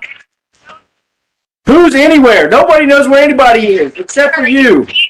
Earlier, you wanted to help. You wanted to listen so we could go have him arrested. But now you don't have any interest in. I do. I'll let them know as soon as we get off the phone. Go look for a 5'7" Mexican guy named Uncle Matt that changed his name to Quincy Brown, that works for the home developer, that his ID fell out of his pocket, and he's out there with my son. I'll tell him all that. Because I found out who he is. But you said you knew him. They're after me. Oh my God. Where's Gannon, Tisha? Quincy Brown took Gannon. You almost said his name different. Okay, is it Quincy Brown or? Brown is what I said. Where is Gannon? Mr. Stauch, in that last phone call that we just heard, February 14th, 2020, this is roughly about a little over 2 weeks after Gannon's missing, is that right? Yeah, January 27th, so almost 3 weeks, yeah. Yep. In the beginning portion of that phone call, it sounded like the defendant was suggesting that some guy laid down on the road and then got in the truck and Gannon threw up in the back of your truck. Yes, sir. When you got back from Oklahoma, did you drive your truck? I did a few times in those early couple days of searching. Was there any puke in your truck? I don't remember there being even the smell of puke in my truck. No, sir.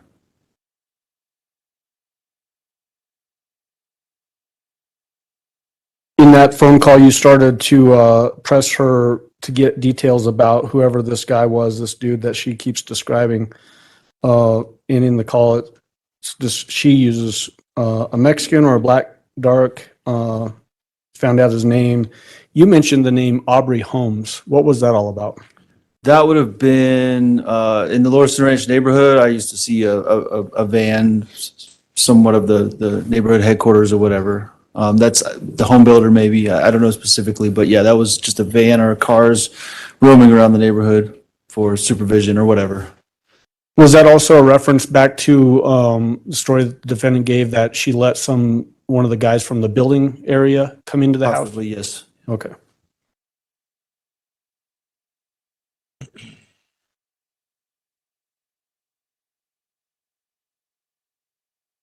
And then during this phone call, we hear the name Quincy Brown. Was that the first time you'd heard the name Quincy Brown? Yes, sir.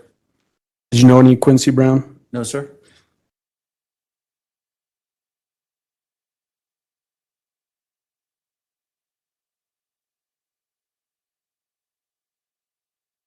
Again, similar questions to before.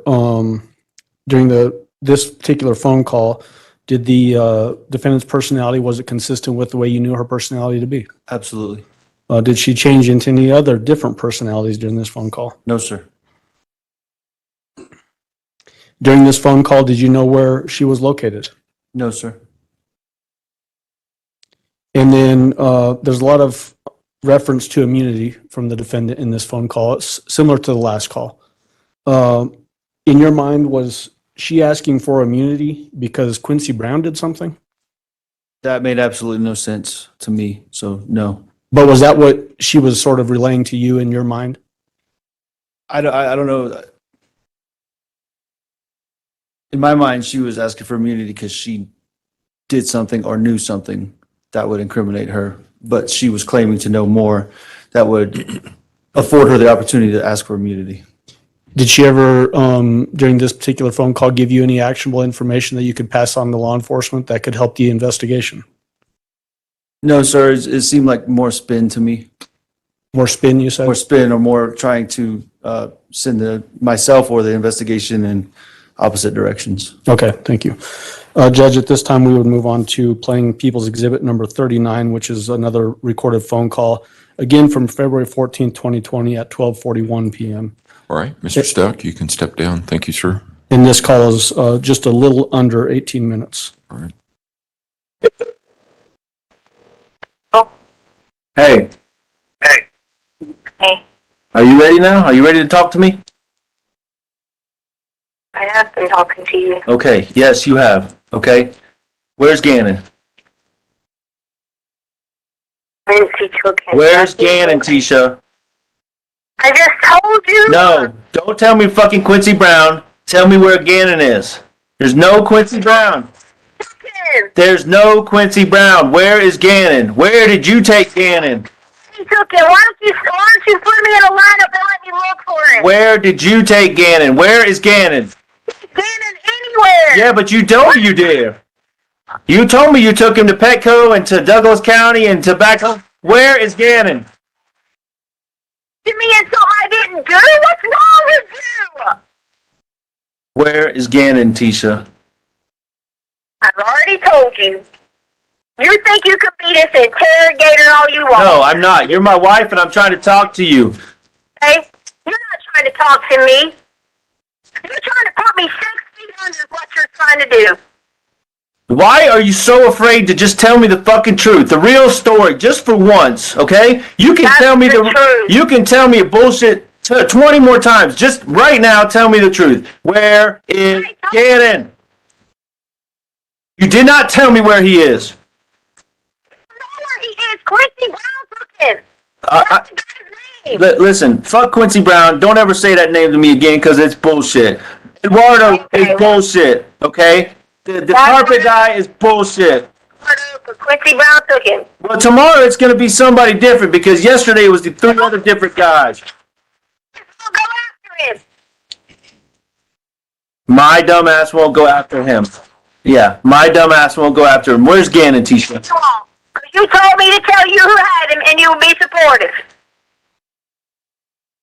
And you still are doing this. Listen, I'm not going to sit here and pick this thing apart anymore because it's bullshit. You said this guy had something on you, something blah, blah, blah. Excuse me, blah, blah, blah, blah, blah. You didn't want to tell me his name. Why would you not want to tell me Quincy Brown? Who the fuck is Quincy Brown? What? He is going... I'll send you some lineups. The police department has to have lineups for Quincy Brown in the area. Did you tell Quincy Brown your name? Okay, did you give him your information? Did he take your phone? How is he messaging you? It's Quincy Brown messaging you. I do, and I'm trying to find it. How is he messaging you when he never... Did you tell him, hey, my name's Tisha, my email is TishaLynn2006? What the fuck, Tisha? Did you care that he has your son? Yeah, see, you ain't answer my question. You ain't answer my question because you know it's bullshit. How does he message you? Like I said, it's probably some Inspector Gadget. This message will self-destruct in 30 seconds, right? Some bullshit like that. Because he did... You what? Talking about? Likewise. I don't know what the fuck you're talking about. This guy messaging you? What the fuck? He don't have your information? Okay, so he hasn't been outside of the hotel? Nope. Okay, then you're an idiot. Throw another one at me. What else hasn't he done? He ain't done shit. Because Quincy Brown don't fucking exist. Maybe they need to check you and Landon since your goddamn won't go look for it. Yeah, have them check me and Landon. They got all my shit. I turn all my shit in. My car, my phone, my email, my everything. They got all my shit. Well, they have all mine too. Okay? So I ain't worried about shit. Give me a place to look for Gannon. Tell me where he is. I don't know. I'll go fucking look for him. What does Quincy Brown even look like? Is he the 5'7" Mexican? I mean, come on, goddammit. Come on. How is he messaging you? You never answered that question either. I'm getting messages. Ooh, so mysterious. Just because someone sends you messages, Albert, doesn't fucking mean it's social media or anything like that. I didn't say what it was. I asked you what it was. Certain ways. So, You even called it into the FBI. oh, okay. Hey, there's this dude, blah, blah, blah, following us. Hey, there's another people following us. I've tried to help you So listen. I didn't tell you from the beginning who Quincy Brown was. Yeah, right. Crap, just don't give a shit. Yeah, because you knew I wouldn't believe you because it's bullshit. So you're telling me Okay. this motherfucker came in or got in the truck, come home, beat the shit out of you or whatever he did, beat the shit out of Gannon, took Gannon from the storage room or whatever the hell that's all about, and took him, and now he's Yeah, got, I'll send you a picture. and now he's, yeah, send it to me. Send that shit to me right now, okay? Send me fucking Quincy Brown, okay? Because you're telling me this dude is out there. He knows you know what he looks like, and he's following you, trying to do whatever he's gonna do. He's got everything he needs. You don't release a reward. But you said that he's following you. Yes, ask for a reward. When are you gonna send me this damn picture? I just sent it. See? Dark skin, mixed, his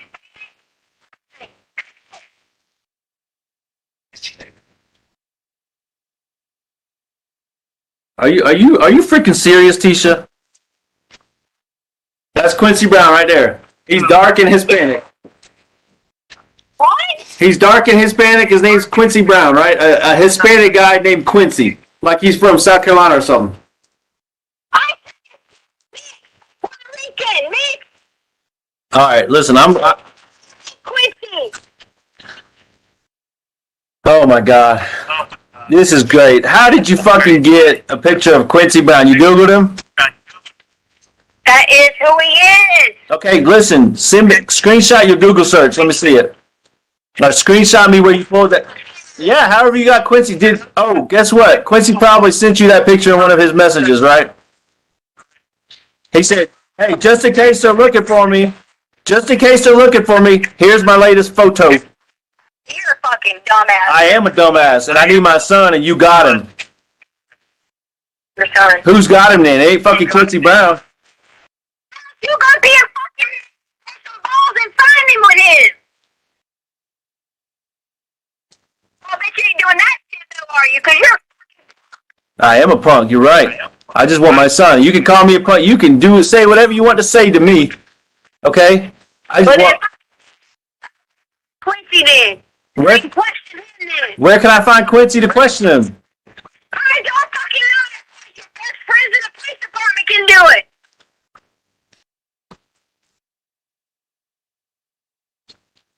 You're killing me, Tisha. I'm not killing you.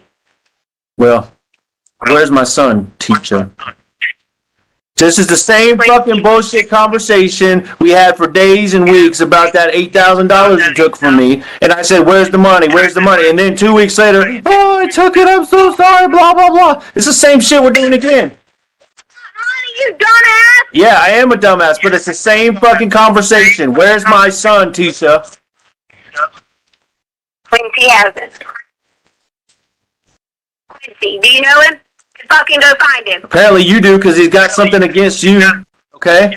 Yeah. You to talk to me to help me. Hey, guess what? I'm calling bullshit. I just Googled that shit, and that's a fucking mugshot like I find Mike Hyatt on. Mugshot. Way to go, Tisha. You found Quincy Brown on a mugshot.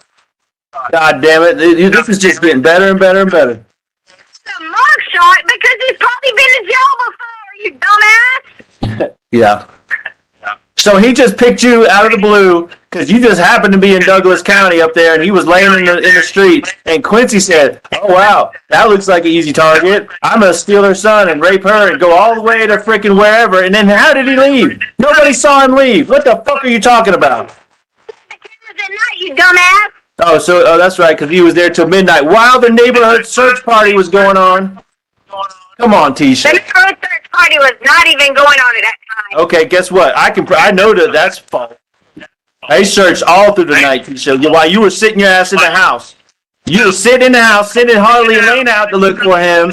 The search party of the fucking neighborhood was out, and Quincy Brown was out there, and nobody saw him.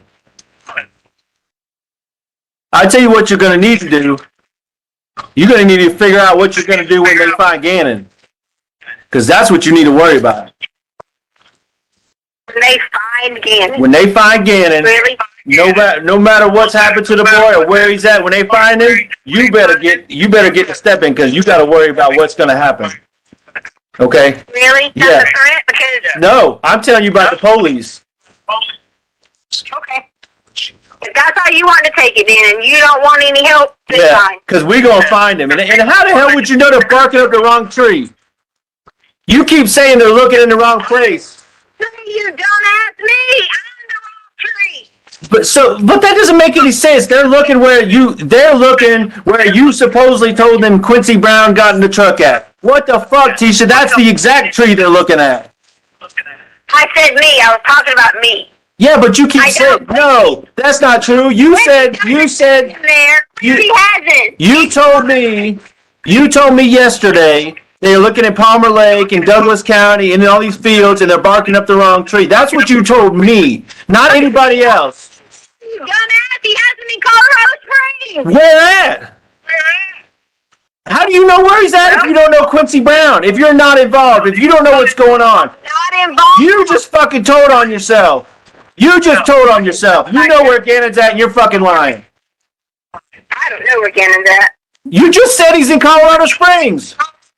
I said Quincy Brown lives in Colorado Springs, apparently. Now you're fucking twisting the words again, Tisha. Okay, where's Gannon? I don't have Gannon. You can curse me out, call me whatever you want, fuck all the bitches you want, do whatever you want, because I don't care about you. Good. I don't want you to. You got my son, and you know where he's at, and I need to find my son. You obviously don't care about my son if you're going to do all the things you did in that fucking candle video. That was bullshit. That's the same shit you tried to do to me, and you did it to my son. That was horrible. You should go to jail just for that shit, Tisha. Yeah. Yeah, absolutely. That's fucking abuse, and you know it. Had that little boy. No, you had him crying when all he thought he had made was an accident, and you had him thinking he was going to have to sell his Switch and his toys on the fucking video you put out there. I didn't see that. You put it out there. That's your fucking abuse. You didn't think he was going to sell his Switch? Yeah, that's Crazy. or what? Well, that was where it was going. The couch, or we got to sell this or that. I heard your words, and Messed up. I was telling and I heard you make him cry too. Where's my son? crying. Where's my son?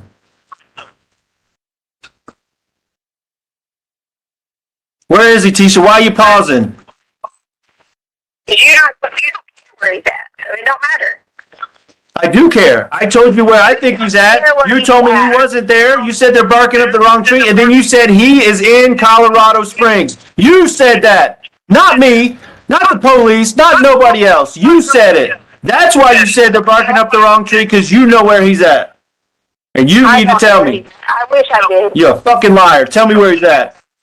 I wish I did, so that I bring him to you and say to you, how you really were a supportive husband. You listen.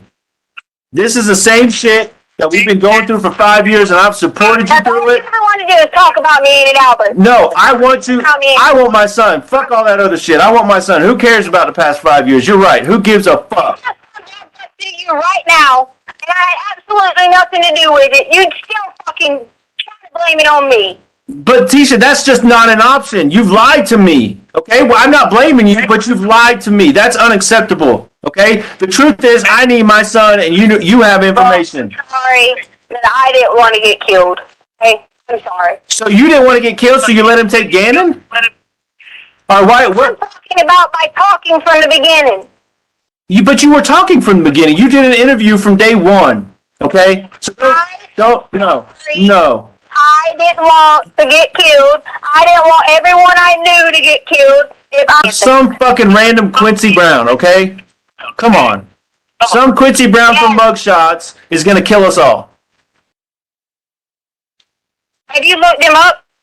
Yeah, he's on fucking Mugshots right there on Google. All you got to do is Google or Siri, show me Quincy Brown, and there he is. Bam, right in front of you, okay? What the fuck, Tisha? Okay.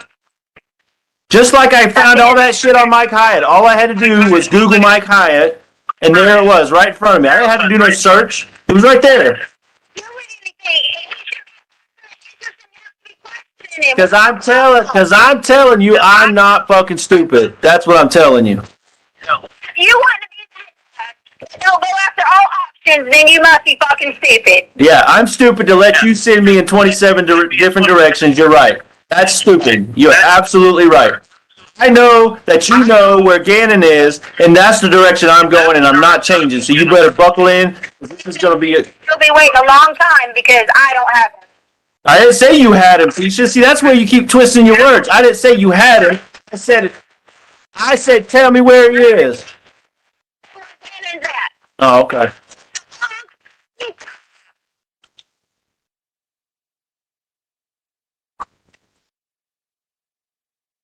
Damn time. Okay. Because I don't him. And I don't know where he's at. I do that every day. But you just said he's in Colorado Springs, so make your mind up.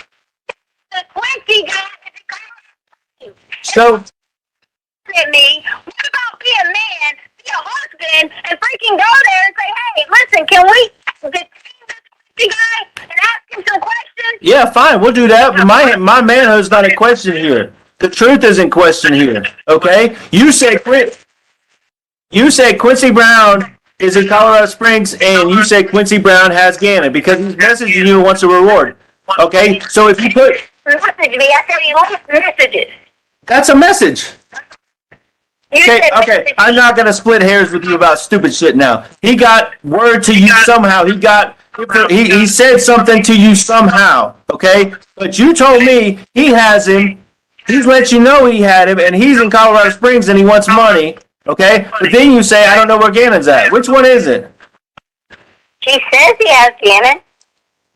He says he has Gannon, and he's in Colorado Springs. But I would even be willing to put my life on the line to freaking go out and carry to wherever the meat's going to be, knowing that somebody might shoot me. All right, listen, I'm about to end my rope here. Okay, you're fucking lying, and I'm done with it. Okay. Okay. You haven't even told me where you're at. I mean, there's so many freaking lies. You say help me protect me. God damn it, you're not in Colorado Springs, Tisha. Send me your location right now. Then send me your location right now. Quit fucking playing. Send it to me on my phone. Take a picture. Would you? So you want me to send you my location? I've offered. Share your family. Yeah. She'll be doing. Yep. All right, listen. Obviously, this gap between us ain't getting no closer because you won't tell me where my son is. So I'm done. You got anything else to say before I hang up on you? Good.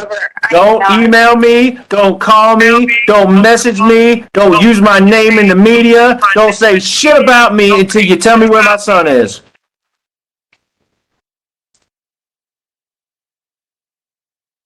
Mr. Allen? Mr. Stauch, if you'd resume your seat in the witness stand, remind you, sir, that you're still under oath. Mr. Stauch, in that particular phone call, you made a comment about the candle incident and that the defendant was doing the same thing to Gannon that she did to you. What were you talking about there? Manipulation. Meaning the defendant manipulating situations? The defendant manipulating situations, as I witnessed in that video, her doing to Gannon. Sounds like potentially the defendant sent you a text message to tell you who this Quincy Brown was. Did that happen? In that phone During call? that phone call, yes, sir. Did you then do a Google search for a Quincy Brown? I believe I did on the spot, yes, sir. And what did you find when you Googled Quincy Brown? Exactly what I referenced. I call it mugshots, but lineup.com or mugshots.com, whatever it was specifically, but his face next to a bunch of other people that have been arrested. Was that essentially a sex offender that was wanted in the Colorado Springs area? Yes, sir. Did you ever have any independent knowledge that Quincy Brown was somehow involved in Gannon's disappearance? No, sir. You asked the defendant in there, or actually the defendant, I'm sorry, said that she was in Colorado Springs. Did you know where she was at that time? No, sir. Did you think she was in Colorado Springs? No, sir. And then similar to the other calls, her personality that she was using in that phone call, was it consistent with the way you know her? Absolutely. Did she ever change into a different personality? No, sir. All right, thank you. We'll move on to, Your Honor, People's Exhibit 40, which is another recorded phone call, February 14th, 2020, 1:21 PM. All right. Mr. Stauch, you can go ahead and step down. Thank you, sir. And this is just short of 16 minutes, Judge. Okay.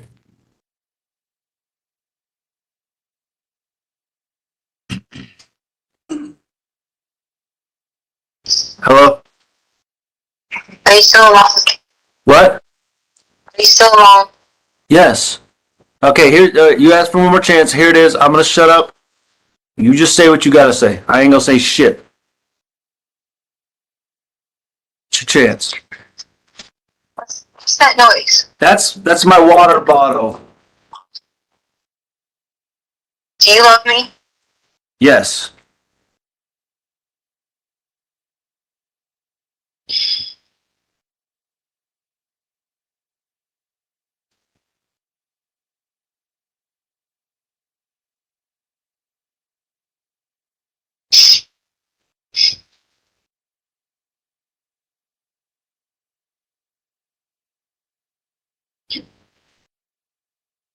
Oh.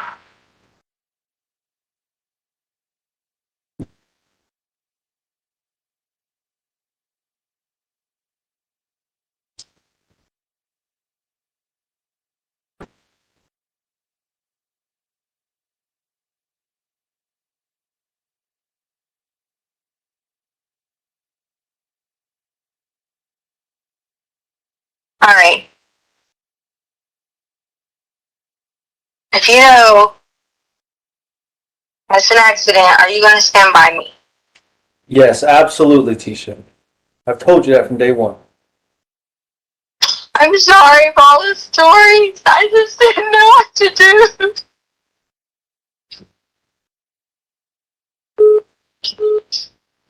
Oh.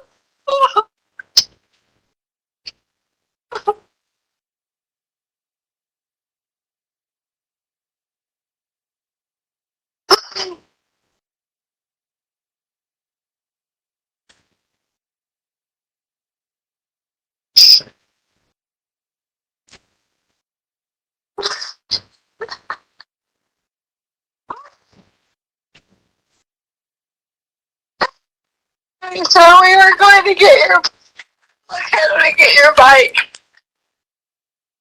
I was like, get it right. It was really big, so I kind of peeked.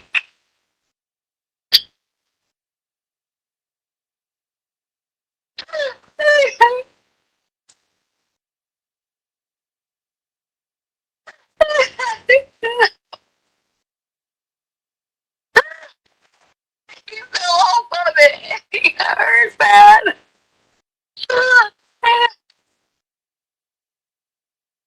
Because there was a bunch of valley kills and stuff. What? I didn't hear you. What? I said when he fell, he got hurt because there was like concrete and hills and stuff. The guy was helping him ride the bike.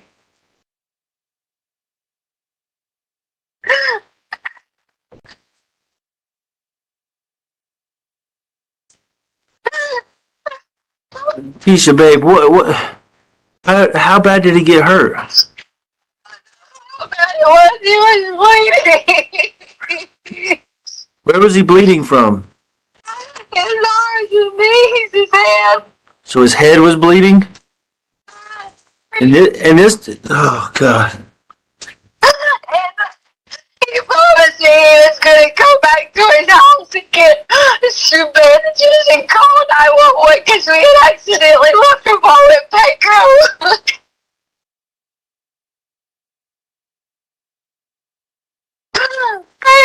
I swear to God, Quincy's real.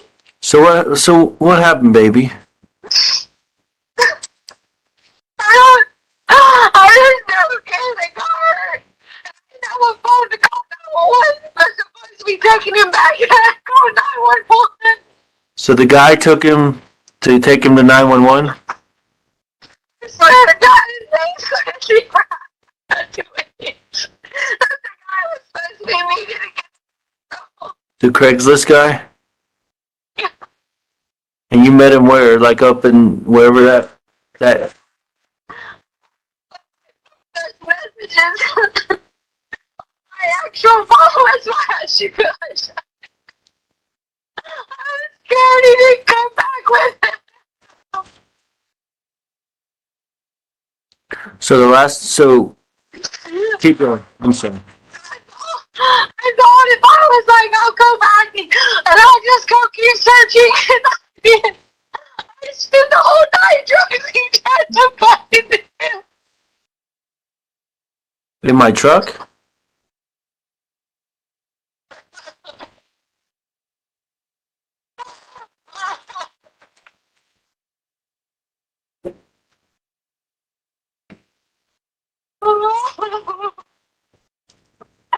Sure, I'm sorry for these stories. I just didn't want to do because I didn't want you to hate me. Why would I hate you if it wasn't your fault? Because I couldn't get to him. And I was bleeding from his head and knees. It was an accident. Okay.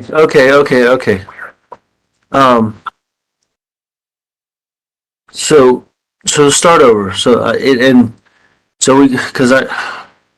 This is really hard to hear, okay? But so you left Petco. You don't talk to me like that. Where you're going to go down this road and chastise me and tell I'm not. You're telling me the truth now. Sure, it's all my job. It's the truth. Okay, and I believe you now, because thank you for telling me the truth. This means the world to me, and where was this at? Like, what exit? You mentioned the exit yesterday. What exit was this at? It was like 163. I don't know. It's on my phone. Okay, so if you can reach out to them and then give you your phone, then they could find it, right? Can you think of a landmark? Just like, help me find him, babe. Just help me, because I can go search. I can go right now and search.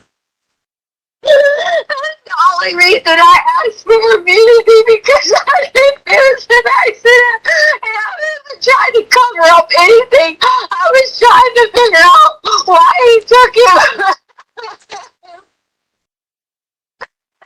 If I said something like he saw an Ernest in the house or something, I know they would start looking for him.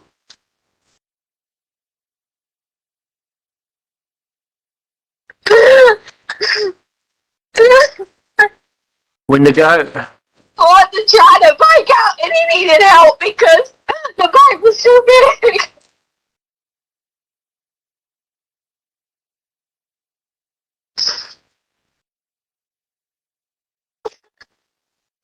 And you want to know why I've been gone? Why my car's been in that direction? I've been driving up and down there all the time until they took my car. Driving to do anything I can find, anything.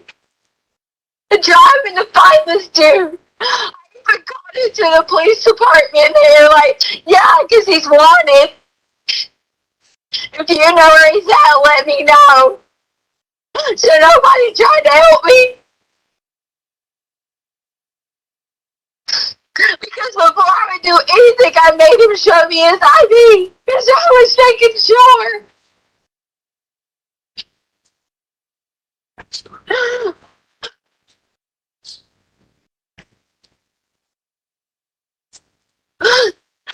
Just wanted to get rid of bike today, that's all. so Tisha, hold on. You went to his house, or where did you meet this guy at? Quincy Brown or whatever. Because if you went to his house, they can Listen to me, please. I'm listening. I need to tell you. Okay. He said to me that he would be off that exit. When I turn off the exit, you can look. Okay. I turned off the exit left because I thought that was direction, but he thought I was coming from south. From north, so I turned on right and went towards the other direction, and I didn't see anyone with a bike in a store. Okay. So there was a store? He said there was a store. I said I didn't see anyone with a bike in the store. Oh, So I went the other direction. I got you. When I went the other direction, I see him with the bike, and I said, "Hey, there's the guy with the bike," and I made him show me his ID, and legit, we talked. some kind of biking, and this was a tour bike, and I got a little nervous because I said, why would he have some tour bike and he's trying to sell it? You know, like, I was asking him questions like, did you not ride anymore? Did you get hurt? You know, like these stories I was asking him. Then I realized I didn't have the phone because I had left it at Petco. So then, Gannon was like high-fiving him and talking to him and stuff like that. So I assume, you know, nice guy. Until he was taking Gannon, just helping him get on the bike to ride it. And was holding on to it just so he could see. And he was like, do you think your daddy will like this bike? Then the next thing you know, whenever they like both slid, he slid with Gannon in the bike. And Gannon like went, like not necessarily tumbling, but sliding down and he hit his head. And I ran over there.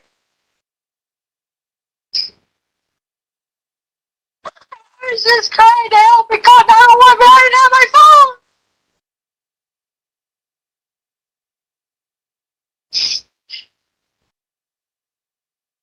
He was like, I live right up here, I'm gonna take him, and we'll go.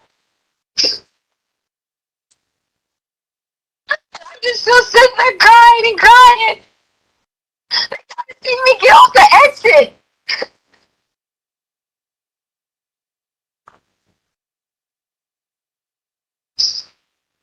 That's why I've been adamant about you finding this dude.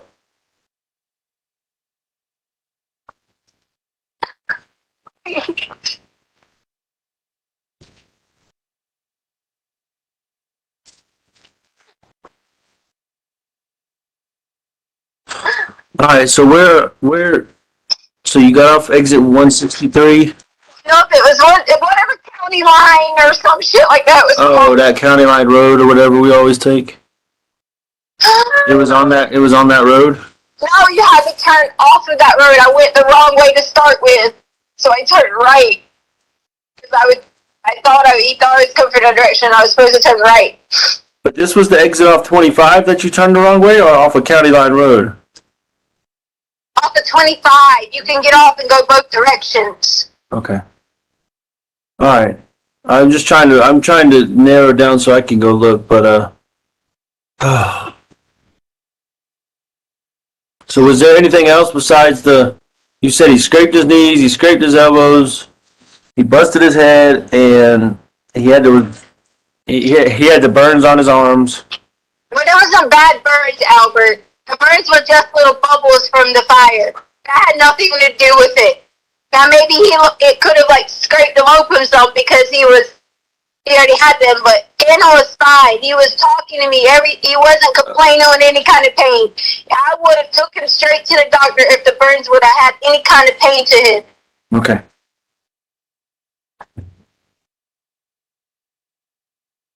That's the only reason I didn't ask you for any kind of immunity because I committed some kind of crimes. I just know that it was an accident. And all I did was someone was trying to help me. And then I didn't know where he went from there.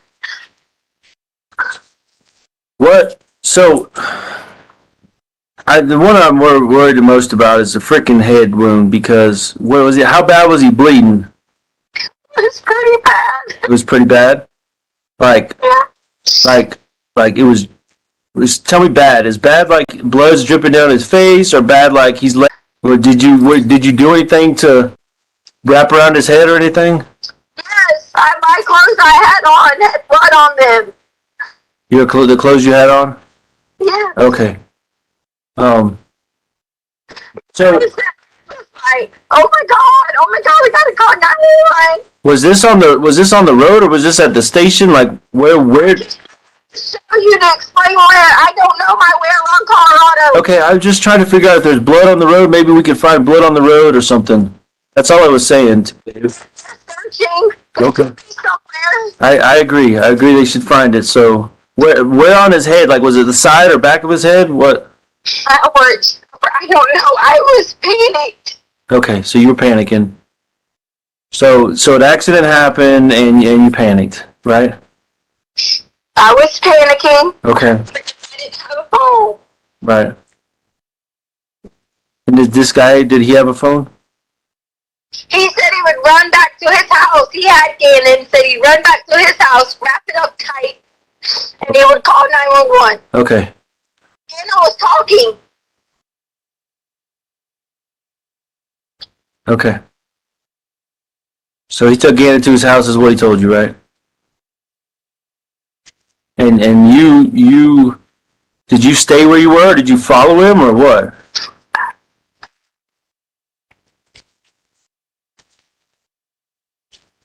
Babe.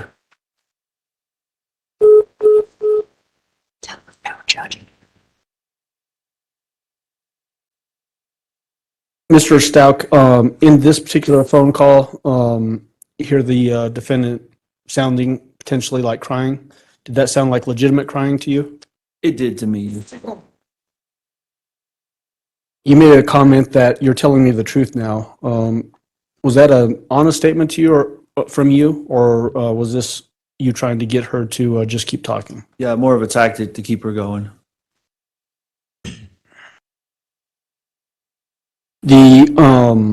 As you're talking to the defendant in that particular phone call, was her personality consistent with the way you knew her personality? Yes, sir. Did she change it to any different personalities during that phone call? No, sir. All right.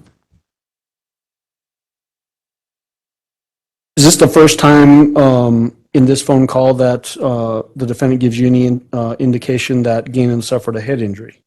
Yes, this is the first indication of his head injury. Yes, sir. And then in conjunction with other injuries that she mentioned, and that was burns to his arms that bubbled, and then also bleeding from his butt very early on. Yes, sir.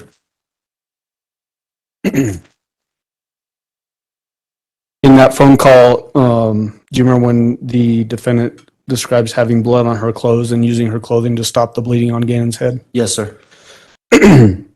Did you ever see anything that corroborated that version of the story, such as any clothes with blood stains on them when you got home from Oklahoma? I did not. No, sir. Okay.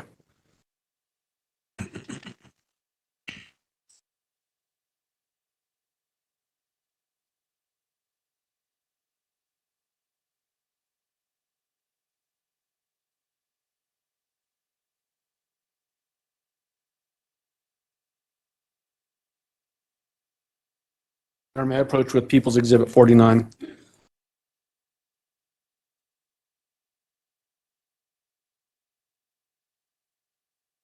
You may go ahead. Mr. Stauch, I'm showing you People's Exhibit. Can you please flip through that and let me know?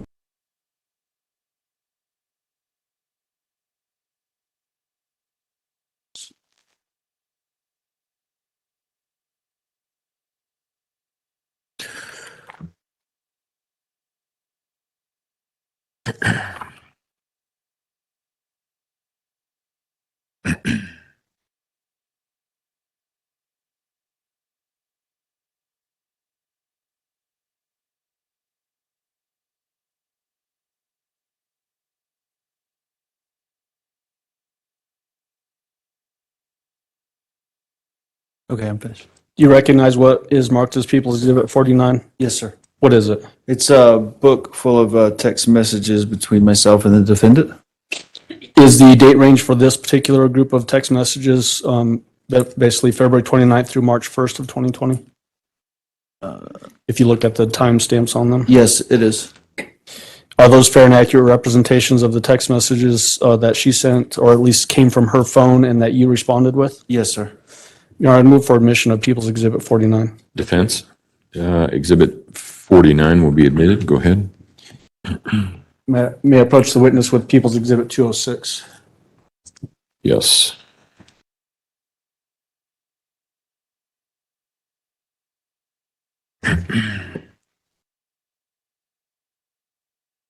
Judge, for the record, as Mr. Stauch first, before I start that, flip through that and then let me know when you're done.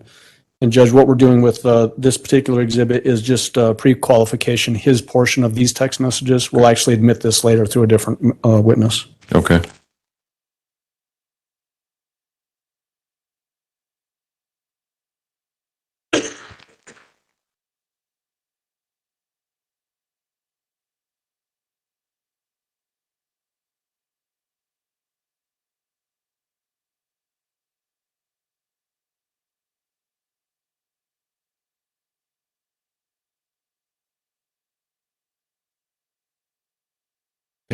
Do you recognize that item? Yes, sir. What do you recognize that as? It's communications between myself and Harley's phone, Harley Hunt? Harley Hunt, Okay. between her phone. And what I'm asking you specifically for your portion of this exhibit, the text messages that came from you or from your phone, do those appear to be fair and accurate representations of your communications? Yes, sir. Okay, thank you. Mayor, may I retrieve that? Yes.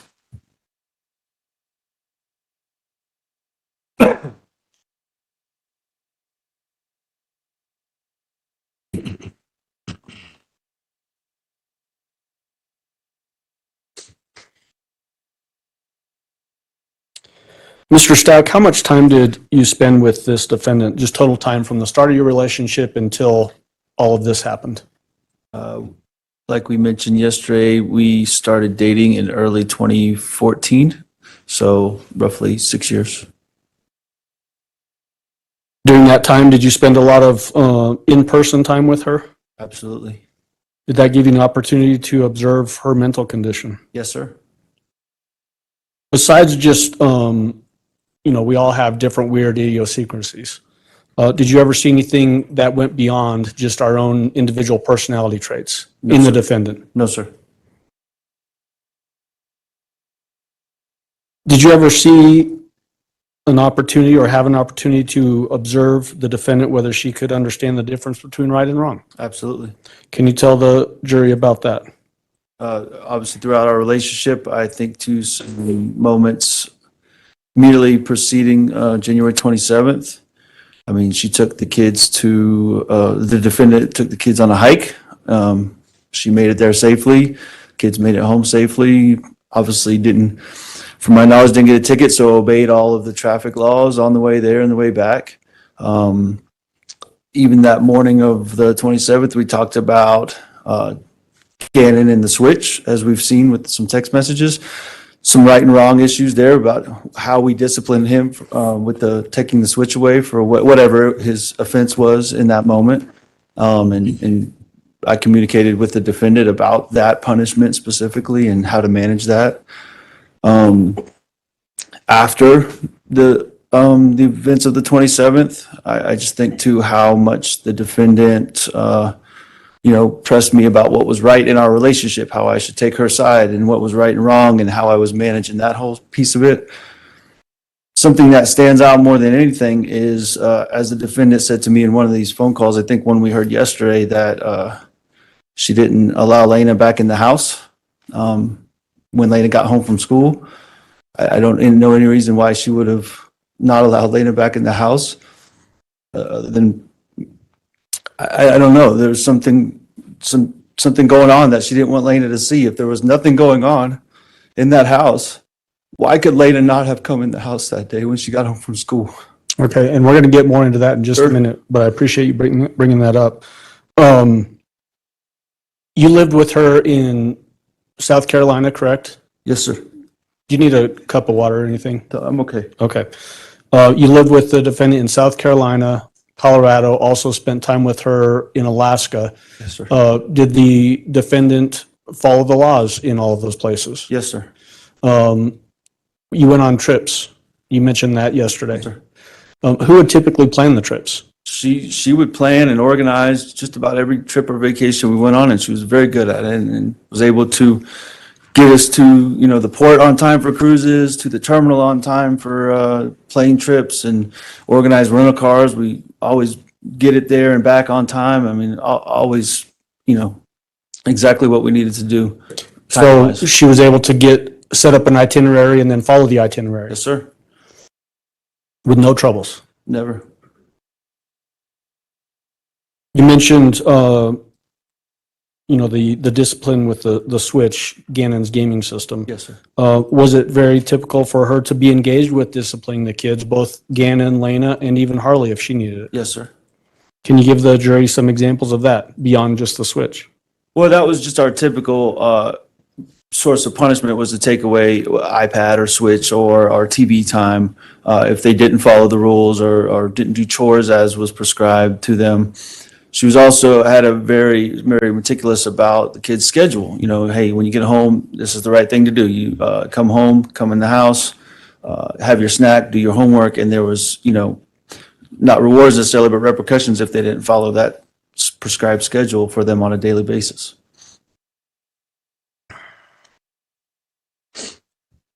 What about during the time frame when, so if we're going to narrow the scope of what we're talking about here, Mr. Stauch, the time frame as we get to January 2020, and especially that Saturday night when you left up to DIA, did you ever have any concerns that she was having this crack in her mental health?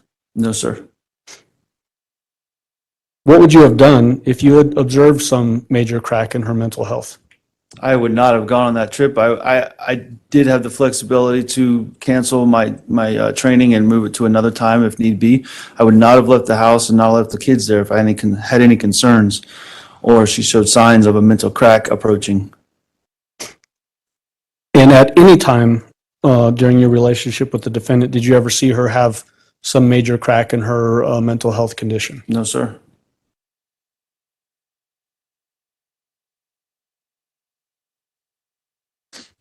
Did you know her to have any severe mental illnesses? No, sir.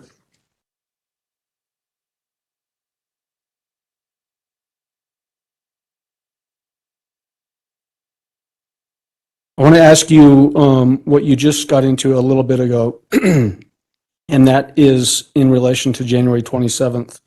Was there a period of time in the afternoon of that day when you were trying to get a hold of the defendant? Yes, sir. How were you trying to get a hold of her?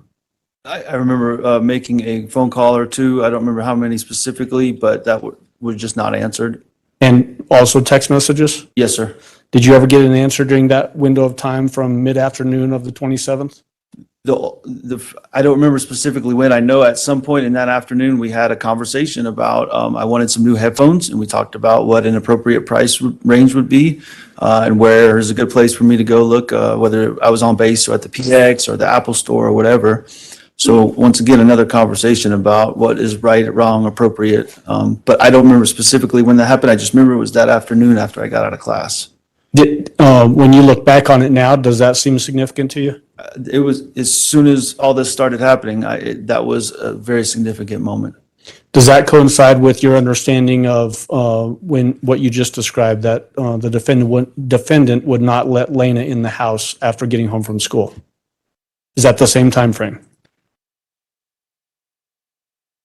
Is the same. I don't know exactly when that conversation happened. I'd have to see a timestamp on that. Okay. But generally in the same time frame, Monday afternoon, January 27th, 2020. Okay.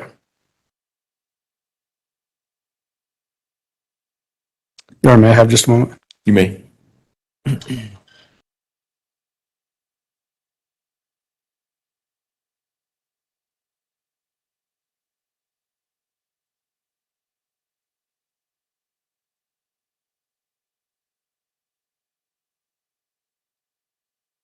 So, Mr. Stauch, the last thing I wanted to say for you was, what is your opinion as to the defendant's sanity at the time of this event and just generally speaking? I believe is and was 100% absolutely sane based on all the things I witnessed and I've laid out. I have no other indication for anything else. And when you say it that way, are you talking about in the totality of your relationship? From the time I met her till even today. Okay. And then very specifically to when you left on January 26th, January 25th, you left the house on that Saturday. What is your opinion as to her sanity on January 25th? 100% sane. What about January 26th Same thing, 100% sane. and January 27th when Gannon went missing? Sane. Okay, thank you. That's all I have, Your Honor.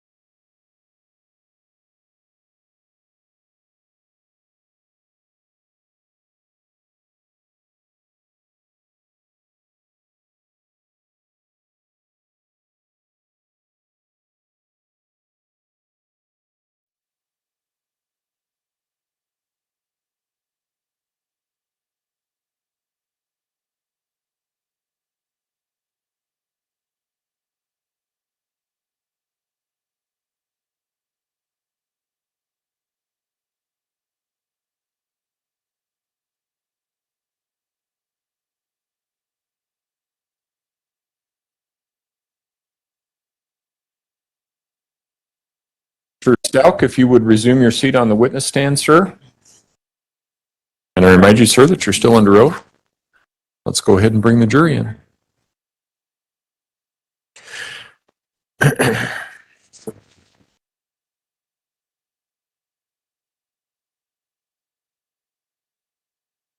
We can start that camera. Yeah, that one. The one that shows the courtroom. Yeah. We can start that one. That's you, right? Yeah.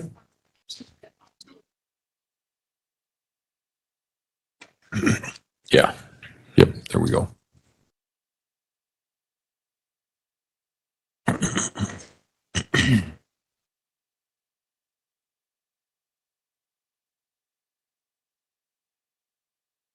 No, you've got it. No, it's the wrong.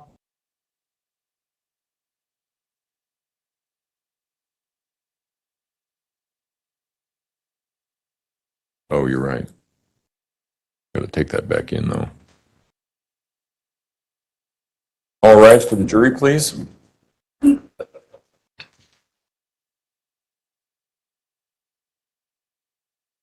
So that automatically resets on and out. Yeah.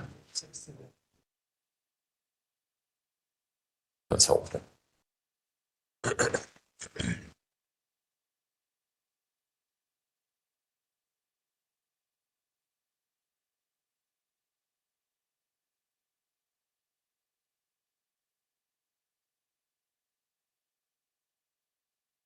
Thank you. May all be seated. Court will recall 20 CR 1358, People versus Letecia Stauch. Record should reflect the jury has returned to the courtroom. Good afternoon, ladies and gentlemen. When we took our break this morning, we had finished the direct examination of Mr. Stauch. At this point in time, the defense has an opportunity to cross-examine Mr. Stauch, and that's where we will begin. Mr. Tellini? Good afternoon, Mr. Stauch. Silly. I know this is emotional and difficult, so I'm going to try to keep my questions somewhat brief. If at any time you don't understand any of my questions, just ask me to repeat them. A lot of my questions will be kind of yes or no answers. And if there's anything that you think you need to elaborate on, once I'm done, Mr. Allen's going to be able to get up and ask you what's called redirect. And so be able to, anything that you think needs to be added on or clarified, Mr. Allen will have the opportunity to do that. Is that okay? Yes, sir. Okay. I want to kind of go back. I'm going to do this somewhat chronologically. I'm going to go back to 2014 when you first met Ms. Stauch. And at that point in time, you were going through a divorce, correct? Yes, sir. And that it had kind of been initiated but not finalized legally? I mean, in South Carolina, there's a 1 year waiting period. Yeah. In a no-fault type divorce situation, and we were in that period. So, Okay. yes, sir. So you guys, physically, you guys had been separated, but you're waiting for the legality of the divorce to conclude? Yeah, the final date of the divorce. Okay. Yes, sir. And were you in the military at that point in time? Yes, sir. Okay. And also one of the things that you did for enjoyment and recreation is you played softball. Yes, sir. How many teams did you play on? Oh, I couldn't even give you a number. We played year round. Okay. Myself and Landon and the defendant, co-ed, men's, women's league, whatever. We played year round pretty much. And that's when you first met Ms. Stauch? Yes, on that fall 2013 team is the first time I ever remember having interactions with her. And she was a pretty good softball player? Yes, sir. And in fact, later on, when you guys moved here, she ended up actually helping coach out the Whitefield softball team. Yes, sir. Okay. And then in the spring, summer 2014, the relationship progressed to a romantic relationship. Yes, sir. And at that point in time, you were kind of more or less living by yourself. Well, as I explained yesterday, I still owned my house. I Yeah. call it the marital residence with Landon, and which sold in the August timeframe. Okay. So I was we had an every other week custody arrangement with Miss Hyatt or with Landon at that point. So I was in my house 1 week at a time. And then after you moved from your house, then Landon kind of was the primary caretaker, custodian of Gannon and Lena, correct? She had the majority of the parenting time in the custody arrangement. Yes, sir. Okay. And then they would come with you guys for, a weekend here, a weekend. Was it every weekend or every other weekend or? I got them, if I remember correctly, I got them every Wednesday night and then every other weekend. would be Okay. my parenting time. And I usually picked them up from school, dropped them off back at school the next day or whatever. Sure. And you guys were all living, this is all in Myrtle Beach, correct? In that general area, Landon was a little bit outside of Myrtle Beach, but yeah, we were all in that general area. Okay. And I think you described, yesterday especially, at the beginning, the relationship was fun, fresh, and it was a good time. And it was, that'd be correct? Yes, sir. And it seemed it had progressed pretty quickly. Yes, sir. And then, so you start dating kind of in 2014, and then by 2015, you guys had moved in together. Yeah, we got married in January 2015. Okay. So move pretty quickly. And then at some point in time, you ended up filing for you to be the primary custodian parent of Gannon and Lena. Yes, sir. And you did that because you had some safety concerns. Just some reservations about different things Landon was doing, and so I took it to the courts. Yes, sir. I mean, you had some concerns that there's criminal activity going on in our house. Yes, sir. I mean, you had some concerns about drug use going on in the house. Yes, sir. As it relates to the relationship with. And I'll bring it I there. think I see where it's going, overruled. And you had some concerns about, is it Mike Hyatt or Hoyt? Hyatt. And that was the person who you're just referencing in those phone calls, correct? Yes, sir. That you looked up and you'd seen his mugshots and so forth. Yes, sir. And that's who Landon was living with at that point in time. Who was living with? With Landon, that's who Landon was living with. Landon, as far as I know, yes, sir. Okay. And you thought it would be, because of those safety concerns, you wanted Gannon and Lena to come live with you and Miss Stauch. Yes, sir. Because you thought that would be a safer environment for your two children. Yes, sir. And when you filed for custody, it wasn't just custody for you, but also Miss Stauch was given custody as well. When I filed for it, or when I filed for it, it was between me and Landon. Okay. So that's just to clarify. Okay, but then she was eventually legally granted custody. There was an arrangement where the kids in 2018, in the fall semester of 2018, we owned a house in Myrtle Beach, as I referenced yesterday. Because the defendant did not want to permanently move to Alaska, we kept that other residence as well. And the kids did stay there with the defendant for a few, most of that first semester, or that fall semester. So for the entire fall semester while you were in Alaska, Miss Stauch was a primary caregiver and custodian of the two kids. In Myrtle Beach, yes, sir. Myrtle Beach, Yes. yes. And part of that also was so they could also be in, proximity with their mother as well. Yeah, it's more complicated than the defendant just got custody of the kids. There's No. just a whole, A lot of factors. were yes, a in lot of place. variables there. Yes, sir. Okay, but you felt comfortable and you felt that was a safer environment for them to be with Miss Stauch as opposed to being with Landon At that time, yes, sir. at that point in time, based upon your dealing with her, based upon what you knew of her, and based upon what you knew was going on with Landon. Yes, sir. And also, right at that point in time, when this kind of custody, shifted from Landon to you and Miss Stauch, that's initially when you enrolled Gannon in counseling. No, sir, that would have been after we moved to Colorado.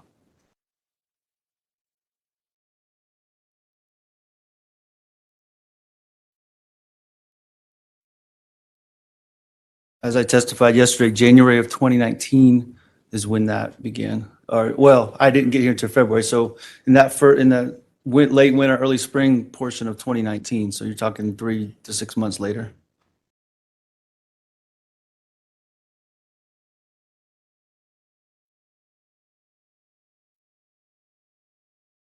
Second.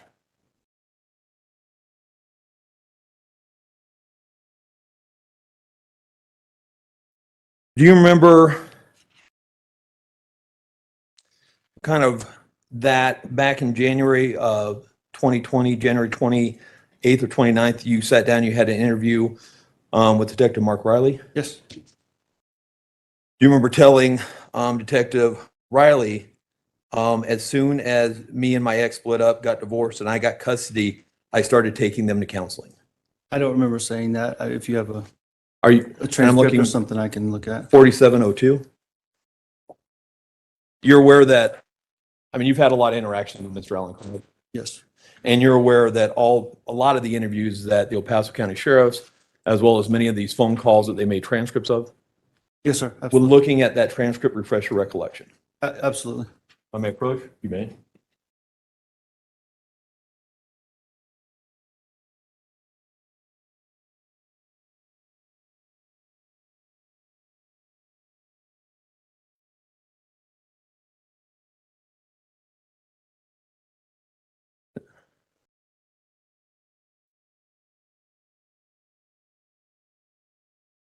Does that refresh your recollection? I mean, if that's a transcript of it, then yes, that's what I said. So that indicates to you that you told the detective back then that you got Gannon in counseling right after the custody split, and you did that primarily because of the custody issue.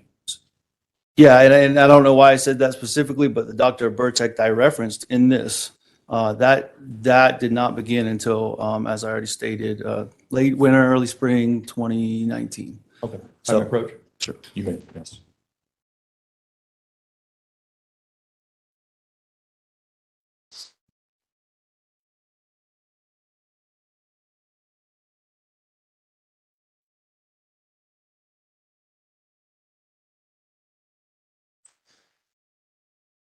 And I think it's fair to say that it was initially the plan that Ms. Stauch was going to come and bring all the kids to Alaska and you guys were going to live in Alaska.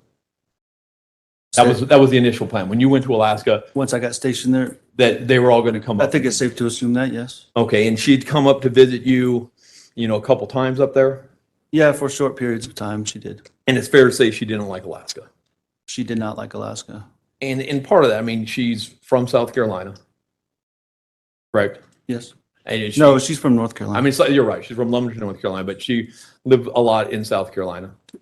Yes, She liked the beach. She liked the sun. She liked the weather. yes. She liked activities. Alaska was a little barren, a little depressing at night. You're asking me to testify about how she felt about everything. I'm going to stay away from that, Mr. All right, Tony. that's fine. That's fair. Yeah. Very fair. Regardless, she never ended up going to Alaska. Permanently, no. She did come to visit, as I already Okay. testified to. And how long were you in Alaska again? Just shy of 2 years. And did Gannon and Lena ever move to Alaska? So initially, I got custody in March of 2018. Okay. They immediately came with me to Alaska.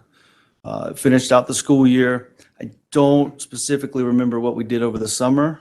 Okay. And this is 2018. In the beginning in the fall is when the custody arrangement with the children, with the defendant in the Myrtle Beach household. Okay. That's when that began in that fall school year, 2018. So the fall school year of 2018, she was the person primarily responsible Yes, sir. for both Lena and Gannon. In the Myrtle Beach household, yes, sir. Okay. And you felt safe with that? Yes, sir.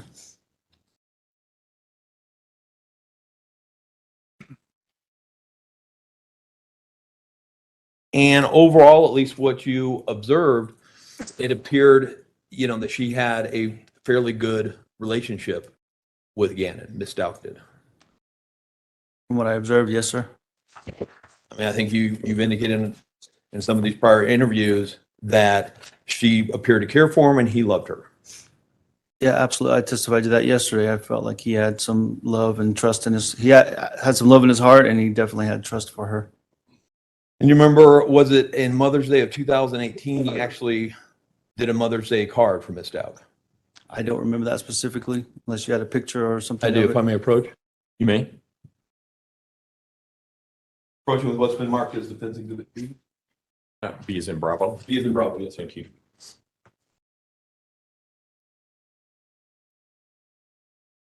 Does that look familiar to you? I've seen this picture before, yes. Okay, and that was written by Gannon to Miss Stauch. I cannot attest to who was written by. I was shown this picture by the defendant, yes, sir. Okay, does that appear to be Gannon's handwriting? It's similar to his handwriting, yes, sir. I don't have anything else to compare it to right now, and I haven't seen his handwriting in 3 years, Mr. Tellini. Okay, that's So- fine. If I may approach.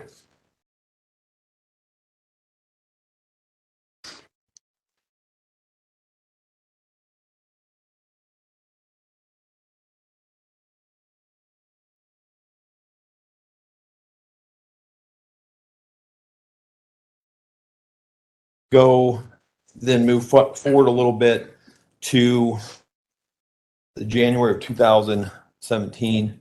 You left on that Saturday? I mean, January 2020, January 2020. You Okay. left on that Saturday, correct? Saturday night, yes, sir, after work. And your mom had been there for a while? Roughly a week or so. I don't remember specifically. Okay. What does your mom do for a living? She is a nurse practitioner in the mental health field. Okay. Had you had conversations with your mom about Miss Stauch and her mental health? Yes. And you'd raised some concerns with your mom about Miss Stauch's mental health. Yes. And your mom thought she needed to be on medication. I don't remember that specifically. So Okay.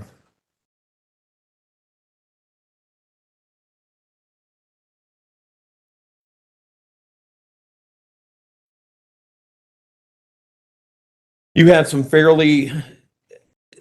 left Saturday, slept most of it. You got in early Sunday morning into Oklahoma? yes. No, it was Sunday afternoon by the time I got there. Okay. Because remember when I got off the plane, the defendant shared the news about Kobe Bryant passing Oh, away. that's right. So it was in the afternoon some point. She a big Kobe Bryant fan? I don't remember. I mean, I think so. I don't remember that sticking out. More Derek Jeter was her, and the Yankees was the defendant's super fan. But so you had fairly decent communication with her for most of Sunday? I believe so, yeah. Nothing seemed out of the ordinary? Nothing out of the ordinary Sunday. She let you know that she took Gannon and Lena on a hike in Garden of the Gods? I believe so. I believe we talked about that. Yes, sir. And she actually posted a photo of that on Instagram? I don't know where she posted that photo, Mr. Tellini. You remember talking again with Detective Riley? At this point? Yeah, sorry. She posted, after this, you talked to Detective Riley. I didn't even know Detective Riley existed until I got back home and Gannon was already allegedly missing. So sometimes like if you're saying you don't remember stuff, then I'm going to re-reference your interview with Detective Riley and then showed you a transcript where you talked about whatever I'm talking about to Detective Riley. Okay, so Just for procedure. So you know what, when I'm jumping back to that's why I'm doing that. If that I makes understand. sense. I just don't understand your question. Okay. We were on Sunday talking about Kobe Bryant And- and then you jumped to, do you remember talking to Detective Riley again? So could you clarify, please? Absolutely. And thank you, because when I said if I ask a bad question, thank you for letting me clarify. You had told Detective Riley that she had posted that photo on her Instagram. Okay. Okay. If I said that and you have a transcript of it, then I'm not up here to deny Would it. you- No, sir. Would you recognize that photo? If you showed it to me, I'm more than likely. Portion was been marked as Offense Exhibit A. Go ahead. Yes, sir. I recognize that photo. Okay. And that was a photo that she posted that Sunday on her Instagram of her hike. If you're telling me that, then yes. I mean, I don't see anything on here indicating Instagram and the date timestamp, but I have no reason to deny that, so. Your Honor, move for admission of Defense Exhibit A. Mr. Allen? I guess I have no objection if it's just to show.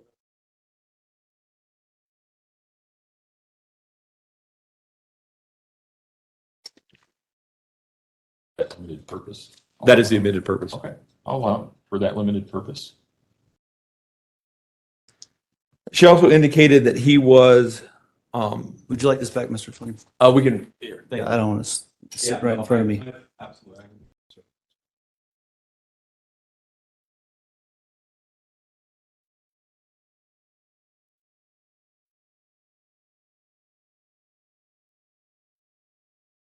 She indicated to you that he was having some stomach problems, Yes, sir. and that wasn't unusual. Sometimes he would have stomach. That was common. Very good. She indicated to you that she was going to keep him home from school on Monday.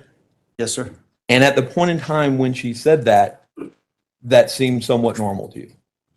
Keeping him home from school didn't seem normal, but the fact that he had a stomach issue and if it was to the point of, embarrassment or whatever, then that was absolutely acceptable. Okay. And part of it, he would worry about incontinence at school, like he was worried about having an accident at school. That was a worry that he had. At that point, I don't believe that was a worry of his. He typically was able to manage it well and then deal with it at home. I mean, he was 11 years old at that point, so. And you commented to Detective Riley. Then Monday she kept him home because it didn't, we got to give him some medicine to help clean him out till he gets past that point. And that was a common practice. Okay. Yes, So he would get blocked up and you give him Miralax to get everything out and then he would be okay. yes, sir. Okay.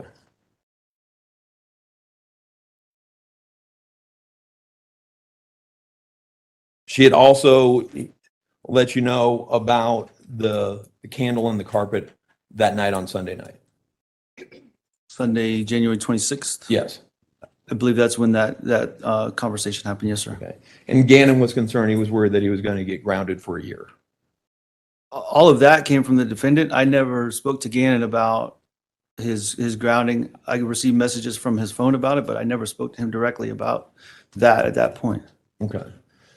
And that Monday comes and you don't have, there's some communication, but maybe not as much as normal. And then you get notified that Gannon hasn't come home. Right. And I imagine at some point, that sends you, into a panic. Well, I mean, to be clear, I was in military school and training. Sure. So when you say not normal, it was actually normal for what I was doing at the time. Okay. I mean, but I'm saying when Gannon doesn't come home, and it's getting to the point where it's much later than it would be normally for him to Okay. come home, even being out late. And so, I mean, you start getting very nervous. Absolutely, because my son's not home as he should be. No, absolutely. And then the next morning you got on a flight and you got back as quick as you can. Absolutely. And when you get back, initially, there's some things that seem weird about, some things that don't add up about what Ms. Stauch is telling you. But initially you think that you guys are all on the same page trying to find Gannon. What things are you referencing? The rental car. Her getting a rental car? Yeah. Yeah, that seemed odd. That seems odd, but nothing that you're not suspecting her of anything at that point in time. It just seems weird that she's picking you up in a rental car. Yeah, her picking me up in a rental car was absolutely weird. Yes, sir. And you have some interviews, again, with some different law enforcement and so forth. What specific interviews are you referencing? You had a couple different ones. I think the first one, I believe it was at Starbucks, but it was with Detective Bethel. There was a few, Detective Riley, Detective Bethel, and I think one other representative was there at Starbucks with myself and the defendant. Yes, sir. And you're trying to figure out anything, where again can be, if somebody would have taken him, anything like that, and you're talking to them. I'm doing whatever I can for my son at that point, all during that time frame. Yes, sir. Absolutely. And at some point in time, you even had thought maybe like it could be Layden or it could be Mike involved. I don't remember ever having the thought that Landon was involved in any way. She, regardless of opinions about her, she loved her children. And Mike Hyatt, I have no comment on that. I don't think I ever suspected that either. Do you remember telling Detective Bethel, the mom's married to a guy that's got a lot of trouble with the law? And that was one of my first instincts, was like when the come and go came up and they said that he would walk all nonchalant and everything was normal, like the dude was here or something, because he's got a lot of trouble in his background. So like it came to my mind. It was worth putting down. I don't know if anything is legit. And that's exactly what I said. It came to my mind and I didn't know if Okay. anything was legit. So that's exactly what I just said. Yeah. And then as that kind of goes on and everything like that, the stuff just starts based upon what Ms. Stauch is telling you, it's not adding up. Repeat that, please, sir. As this kind of day goes on and the days are progressing, the things that Ms. Stauch is telling you about your son and where he might be, it's starting to not add up with you.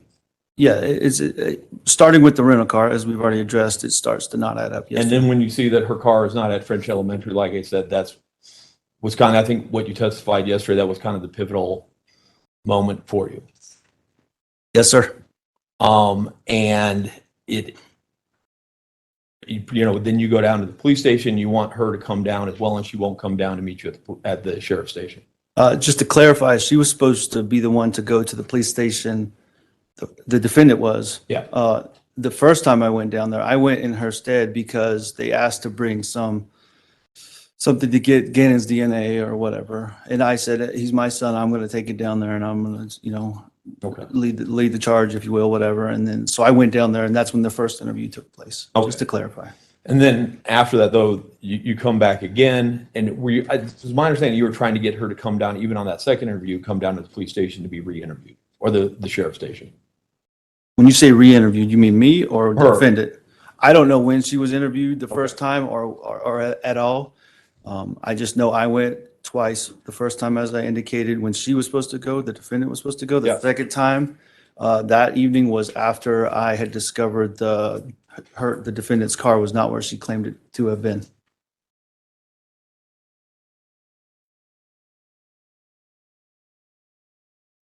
And then her family, she leaves the house. Initially, she doesn't take all her stuff, but she just goes to a hotel, correct? Mr. Chalina, I have no clue where she Okay. went. She doesn't, she's no longer coming to your house.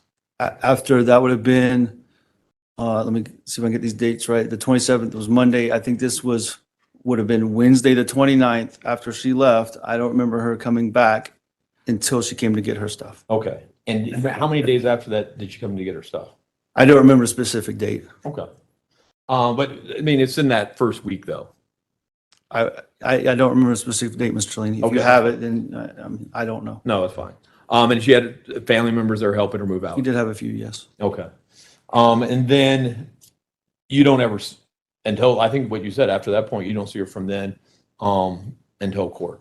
I don't believe I saw her again after she left, after she got her stuff, that within that first week, whatever the date was, until she showed up for the first court hearing after she was arrested, the defendant, that is. Now, between then and then I think the first pre-recorded phone call we heard was on February 13th. Had you been in communication with her? To some degree, yes. Was it primary text messages, phone calls? I think it was just a mix of emails, text, phone calls. I don't remember specifically. I know there was a wide range of methods.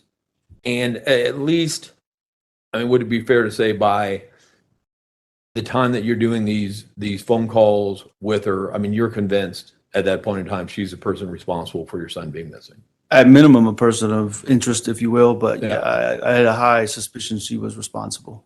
I mean, and part of that is because, I mean, one, what she was telling you things that weren't true about leaving the car there. So that was the first thing that really shifted, correct? When you say because, I'd rather tell you the because, but yes, that was one of the first things was that really put her as a person of interest in my mind, and I've said that repeatedly. Absolutely. And then she goes from saying that Gannon never came home to like a couple days later saying Eduardo was down there and raped me and took Gannon at gunpoint.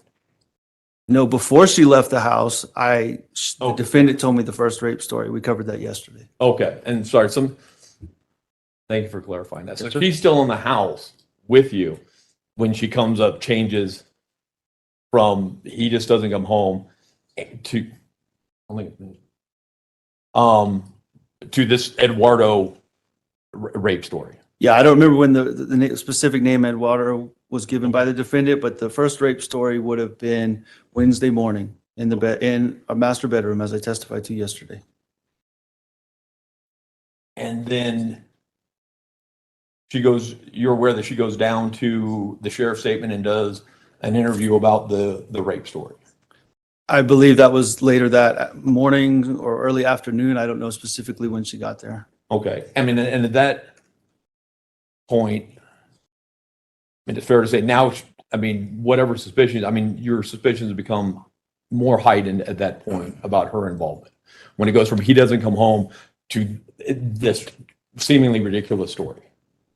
Yeah, and I've been pretty clear Yeah. from the point of not finding her car where the defendant said it was. From that point forward, everything just compounded, and my suspicions just got worse and worse against the defendant. Absolutely. And what you know of her, I think you've said this to a couple people. I mean, she's an intelligent person. Do you have record of me saying that to someone? I do.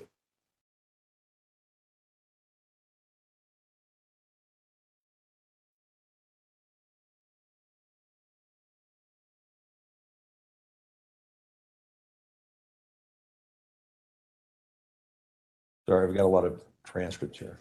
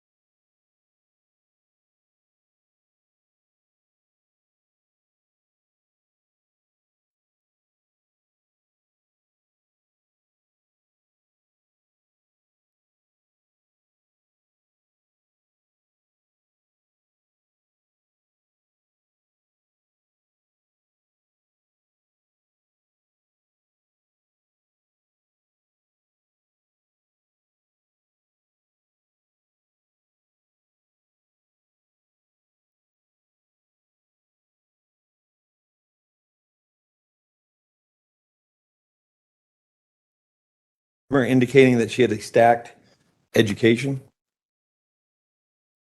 Once again, do you have that Okay. somewhere?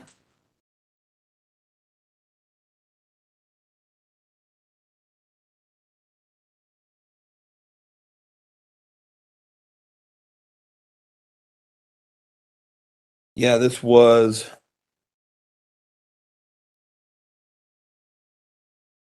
an interview with Detective Bethel.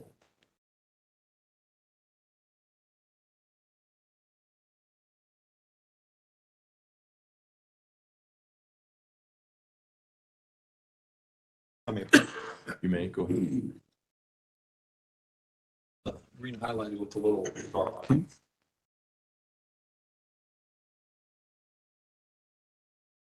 So that was the second one. Do you have? That I'll just go with that one. But you Okay. indicated that she had a stacked education. Yeah. Okay. May I approach? Obviously, I did. You may go ahead.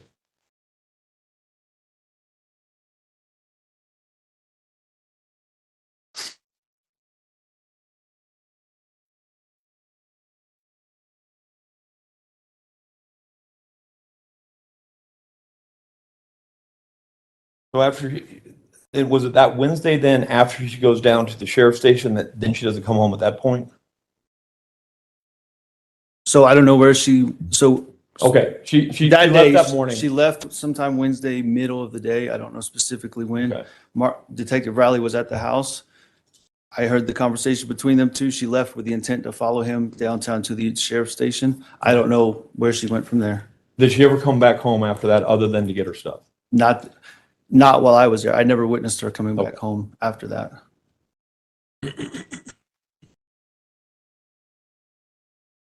And then in February, that's when, February 13th, was that the first pretext phone call?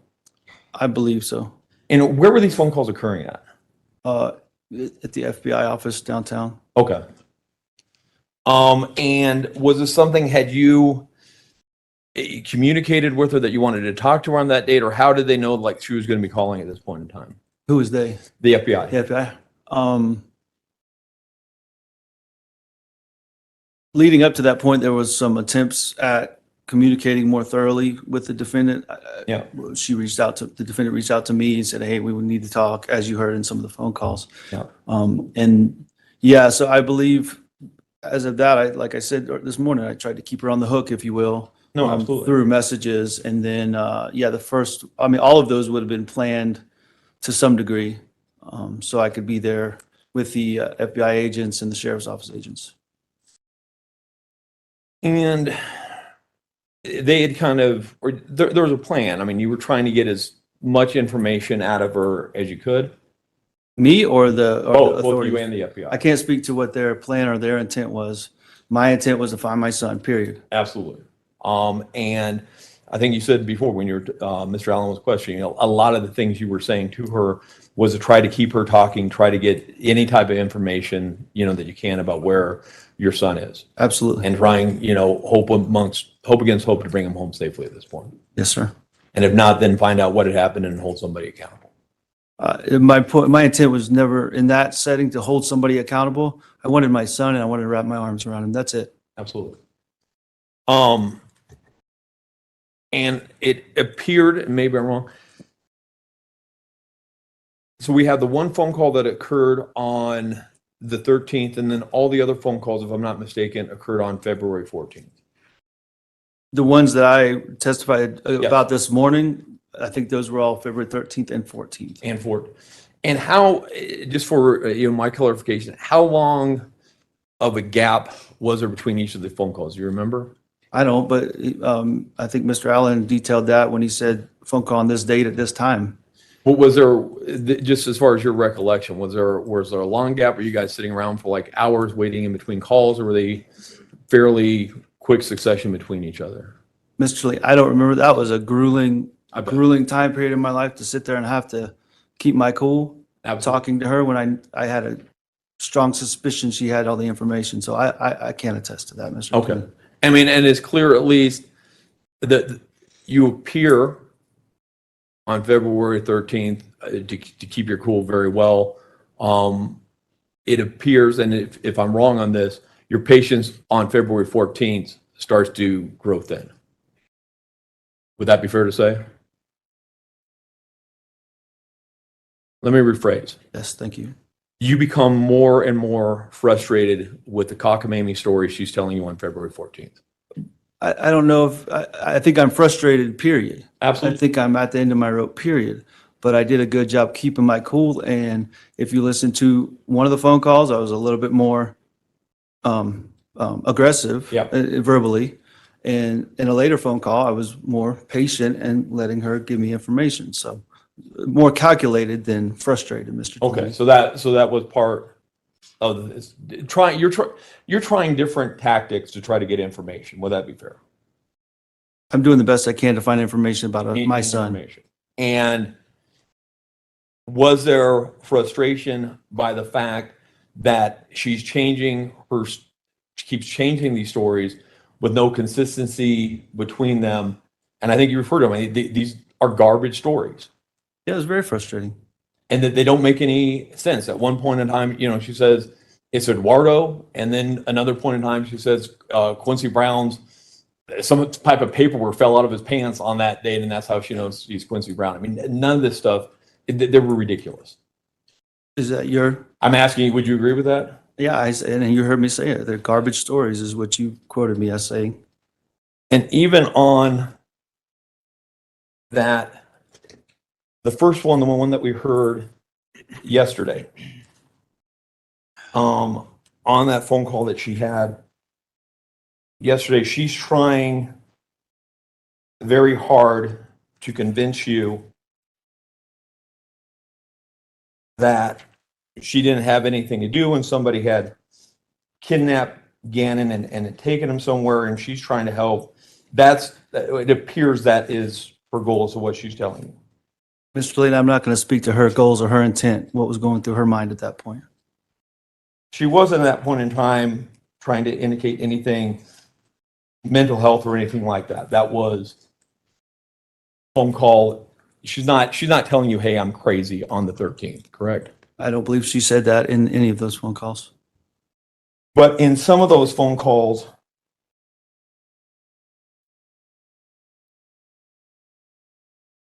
she does make some statements. And I'm going on to the February 13th phone call. She indicates at one point in time when she's talking to you, I have completely parts of the information and not part of the information. Are you quoting that? Could you say that again? She told you that she has part of the information, but she doesn't have part of the information. Okay.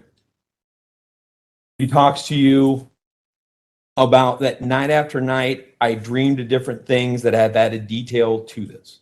Okay. She tells you that at some point she blacked out. Are you quoting? Yes. Okay, then I have no reason to deny her saying that. Yes. At one point, she says, I sit back and remember it, like play it in my mind, play it in my head again, play it in my head again, play it in my head again. Okay. She says, when I woke up and like out of the state of confusion, I was going crazy.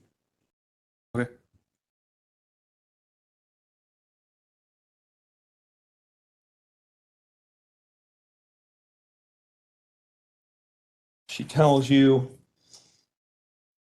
all of it was a blur in and out, try to figure it out. I got up at one point and hoped it was a dream. Okay. And then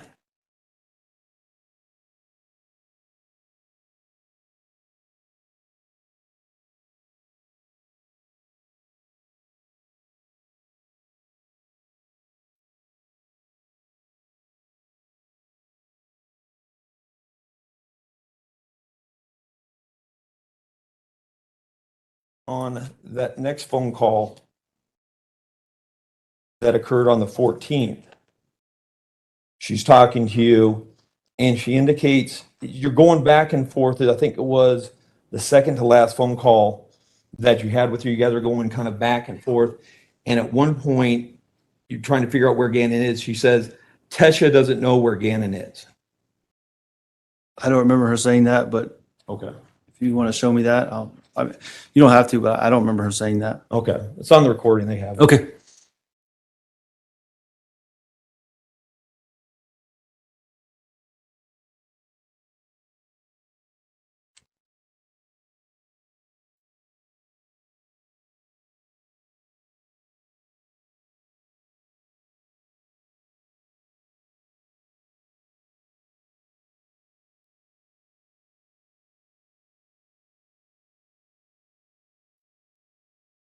As far as, and now I'm going to kind of shift to more like just general things of your relationship with Miss Stauch. You've indicated that at some point, and sometimes with her, it's like you're living on a roller coaster.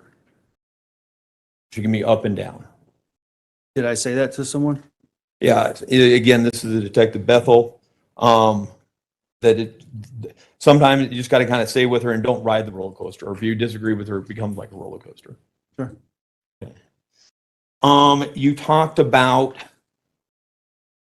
her with the kids, and you've indicated that, and this would be later in March, you did another interview and you did this with the FBI, March 6th, 2020. You remember doing an interview with the FBI then? I did multiple interviews, so I might Yeah. need to see that one, Mr. Tellini.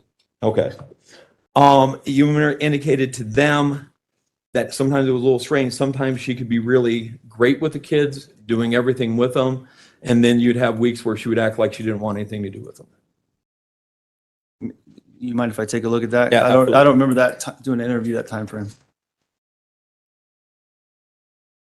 I may approach. You may.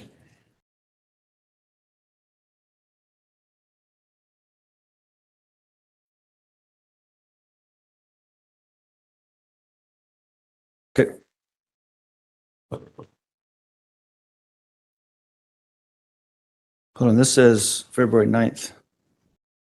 It says interview of Albert Stauch, February 9th. You indicated March 9th. That's because the first page has the 3. Okay. So you're right. So February 9th, so that's my fault. Thank you. I think that was, I'm going to blame that on the FBI because on the first page of that interview, they have 3-9.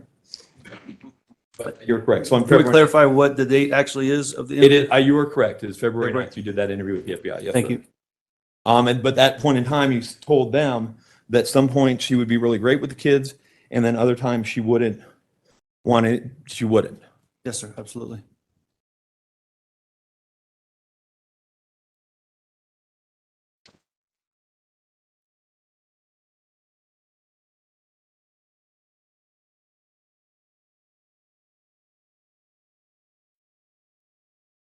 You also, in that interview, I think it was that Monday with Detective Riley, same type of thing.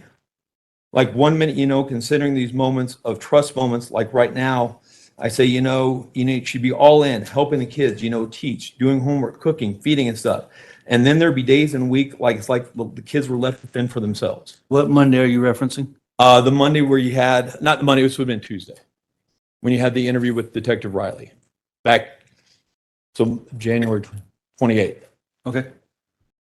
So this was the interview at With the Detec- sheriff's office? Yes, with Detective Riley. Okay. And you were telling him describing how Ms. Stauch was with the kids, and you indicate that there are moments and times when she's really good, she's helping the kids, doing everything like that, and then other times where it appears like she's just checked out. Yes, sir. You indicated that sometimes her and Layden seemed to work together to try to get you. Yeah, probably in jest, but Okay. yeah. And then other times they appear to be at each other's throats. Who's they? Ms. Stauch and Layden. Lena? If I said that. Not Layden, Layden. Landon? Landon, I'm sorry. Okay, yeah, Landon. I okay, apologize. then I take back what I just said, yeah. Can you start over with the Okay. Landon? Because I thought you said Lena. And yeah, Landon.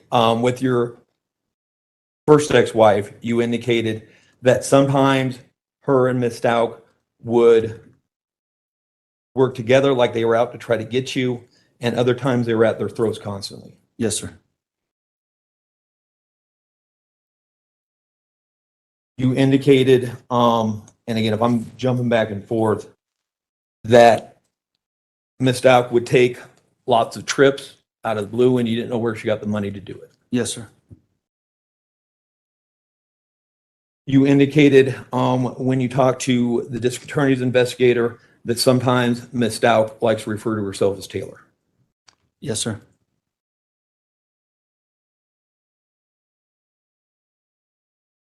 She had, let me jump back a little bit and we're almost done, sir.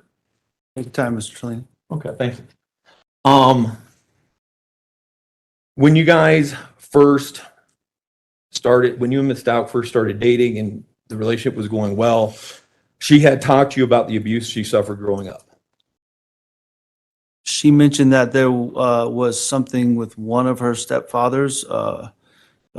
I think his name would have been Mr. Lowry, and that I don't remember it being a pattern of abuse, but some isolated events is the way she described it to me. And she eventually moved out of that house and back with her grandparents in North Carolina. Okay, and that was James Lowry. Do you remember? I don't know his first name. I just remember the last name Lowry. And I don't want to get into this, but that was kind of a bond that you got, not a bond, but that was, you had in your family growing up, and I want to go into it, but some, not with you, but trauma growing up. And so that was something that, a basis that you guys could talk about initially in the relationship. We discussed it. I don't know if it's a foundational basis like you're describing it, but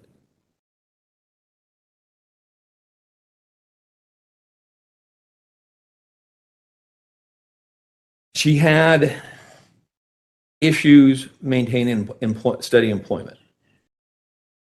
I think that's a misrepresentation of what happened, but she, Well, I mean, I think you indicated that she had like 8 jobs in 3 years. right, and she intentionally left those jobs. It Okay. wasn't, she had trouble keeping employment. She intentionally left those jobs. Okay, but she had a lot of different jobs in a short period of time. Yes, sir. You're aware of in the late fall of 2019, she was having mental health issues. I'm not aware of that. Are you aware that she was, well, you guys have the same insurance, correct? Yes, sir. Are you aware that she was seeing a Dr. Rhonda Niederhauser at Fort Carson? We did, so let me clarify, we did have the same insurance while myself and the defendant were married, obviously no longer do. But yes, I went with her on one occasion to see Dr. Niederhauser. Well, to Fort Carson. I did not go back into the room with her. With the defendant, I stayed in the lobby, but I was with her on that visit. And that she, and actually for most of your guys' relationship, she had been prescribed lorazepam. I don't know for sure if most of our relationship, I know she at some point saw somebody for anxiety and got a prescription for something. That's all I remember, Mr. Tellini. Are you aware that Dr. Niederhauser advised her to quit her job because her mental health issues were becoming so severe? I am not aware of that. Okay.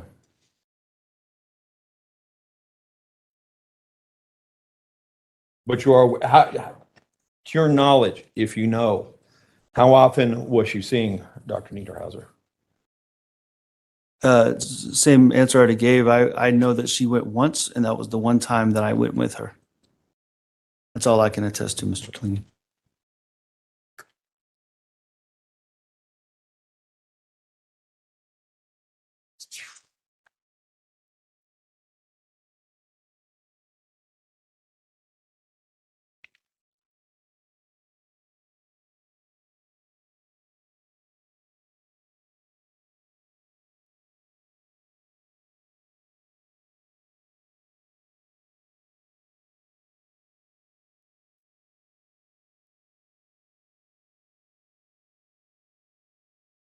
When you had, again, I'm jumping back to when you had that interview with Detective Riley.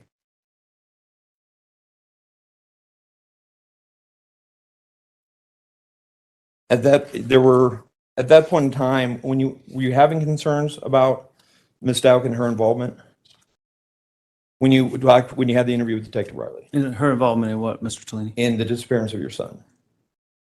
Yeah, we've already, let's ask your question again, please, so I can. When you interviewed with Detective Riley that first time, were you having concerns about her involvement? So just to be clear, the first time by myself or, First time by yourself. yeah, I did have some concerns.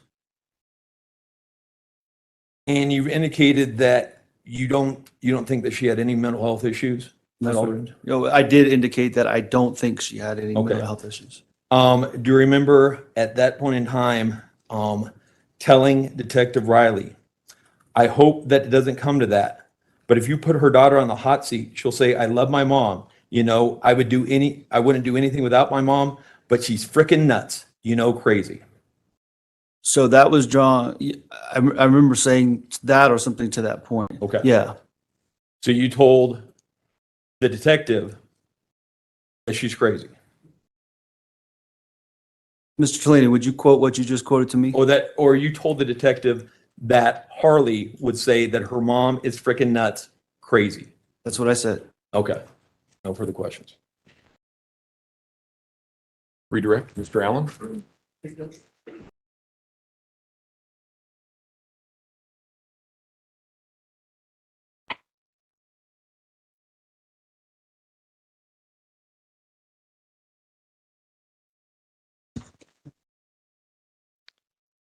There were some questions, Mr. Stauch, about the defendant being a good softball player. Do you remember those? Yes, sir. Does softball have rules? Absolutely. Did the defendant know how to follow those rules? Absolutely. Did she know how to play the game? Very well. Did she know how to use specific techniques and strategies in playing softball? I would say her being a coach at the high school softball level would indicate all those things are yes. You jumped to my next question. Yeah. Did she also go through efforts to teach other people how to play the Absolutely. follow the rules of softball? Yes, sir. Is that an indication that she knew the difference between right and wrong? Yes, sir. You were asked at the very beginning too about when you got custody of your kiddos, Gannon and Lena, that it was a safer environment with the defendant than with Landon. Do you remember those questions? Yes, sir. Would you have thought that if the defendant had severe mental health disease or defect? Absolutely not. Did she have a severe mental health disease or defect back then? No, sir. You were asked in different points of the cross-examination about your interviews with Detective Riley. And I want to be a little bit more of a timeline here. Do you remember having an interview with Detective Riley and other people at Starbucks, and that being your first contact with law enforcement in this case in person? Yes, sir. And then you went to the El Paso County Sheriff's Office to deliver, I think you said some stuff for DNA. What did you deliver? I remember there being a toothbrush and maybe, I don't remember specifically, but some sort of article of clothing, a shoe or something that would have his, it wasn't spoken to me that way, but I assumed it was for DNA purposes. And then I think you said that you had an interview at the end of that. When you dropped the stuff off, then you did an interview. Yeah, absolutely. Do you remember what day that was? That would have been Tuesday, January 28th, 2020. The Starbucks thing, when did that occur? Was that also Tuesday, January? Tuesday, earlier in the day. Okay. And then you had a third interview in person at the sheriff's office when you came back. What day was that? Later in the evening, Tuesday, January 28th, 2020. You were asked about specifically shown a specific page of the interview, the first one at Starbucks, where Mr. Tellini was asking you about when you got Gannon into counseling. Yes. And there was some disagreement between you and Mr. Tellini about when that counseling may have started or when you said that the counseling had started. Who is Dr. Burtek? She was I don't know specifically, but she was some sort of family health counselor. that Gannon got assigned to at Fort Carson. So could you have signed Gannon up for counseling at Fort Carson before you got to Colorado? No, sir. So did that occur after you got to Colorado, Yes, sir. which was in when? I got here February 15th or thereabouts, 2019. When you were having that first contact with Detective Riley at Starbucks, did you have a lot on your mind? Absolutely. The information that you had on your mind as it relates to Gannon being missing, where were you getting that information from that initial period of time? Everything was coming from the defendant. At that time, did you have any reason to necessarily disbelieve her that Gannon had left and not come home? No, sir, not at that time. And did that change over time? Yes, sir. Did that change over time because of the defendant's specific actions? Yes, sir.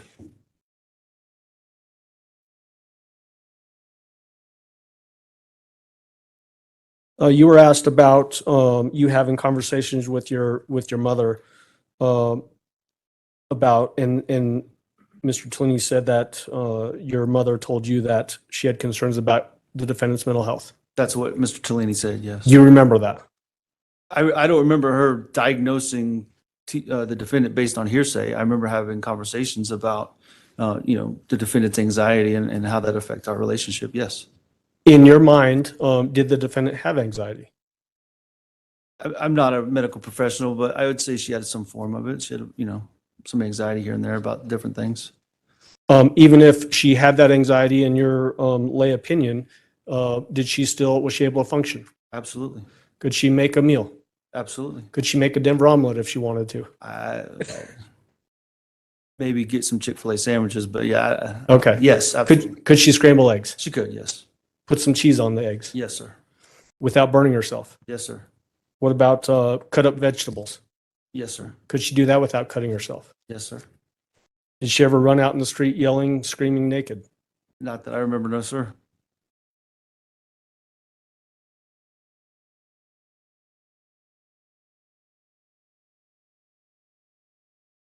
You were asked about the rental car and about that being odd. Do you remember that in the cross-examination? Yes, sir. Did that appear to you in your mind to be a way of manipulating what was happening with the investigation? It's hard for me to say. Once again, as you said already, that was a time period when I was just weighed down with worry. The reason she gave, I think we've talked about already, I'm not sure, but was about the mileage on her lease. And so she had to get a rental car, which was something the defendant had said repeatedly over time. So looking back, I can make an assessment, but in the moment, it was just a ridiculous thing that I just blew past. I was more worried about getting out there and doing what we could to find Gannon. Well, if in your mind, if your kid is missing, are you worried about the miles you're putting on your car? And I believe I've said that already. No, there's nothing more important than finding that little boy. And so the fact that her car was hidden somewhere, was that, when you put two and two together, was that a form in your mind of her manipulating the investigation? Absolutely. That's why I freaked out and went back down to do another interview with the sheriff's office. You were asked about the, again, going back to the Starbucks interview with Mark Riley, the first one on January 28th, about you expressing some concerns about Landon's ex-husband, Mike Hyatt. Do you remember that? Yes, sir.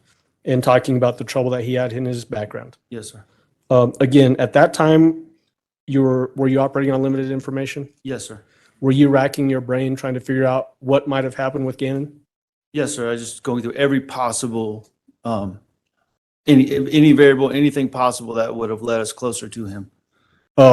Would you characterize that as you were going through every known variable in your mind and then trying to cross them off to see whether there was any connection to Gannon being missing? Yeah, in conjunction with variables and information that was being fed from the defendant as well. Okay. You did 3 interviews on January 28th, Yes, sir. 1 at Starbucks and then 2 at the sheriff's office later that day. Yes, sir. Did it seem odd to you that the defendant was resisting going to the sheriff's office and giving an interview? Yes, sir. Why? Once again, if the feelings are true and honest about we need to work together to find Gannon, as the defendant said repeatedly, what is there to hide from? Why would you not go down there? What is keeping you, the defendant, from coming down there? Okay. And did that appear in your mind to be a conscious decision the defendant was making to resist going to the sheriff's office and give an interview? Absolutely. You talked about getting text messages and phone calls during this time that these recorded phone calls were happening. Yes, sir. Did the defendant change I guess, the source of those phone calls over time? And let me be more clear. You obviously gave us earlier her specific phone number that you knew you had with her at AT&T. Yes, sir. Did you start getting phone calls and texts from her that weren't from necessarily AT&T, the account that you knew about? Yes, sir. I got phone calls and text messages from multiple different phone numbers, and emails started coming from her email, which to me indicated it was no longer. I also got messages from her iCloud, is what I'm trying to say. So, which indicated to me she no longer had her normal phone and she was using some alternate method of communication, if that makes sense. It does. And so, again, did that indicate to you more conscious decision-making that she was still able to communicate with you, even though her phone might have been seized by law enforcement? Yes, sir. Able to navigate that sort of framework of figuring out other ways to text you or call you? Yes, sir.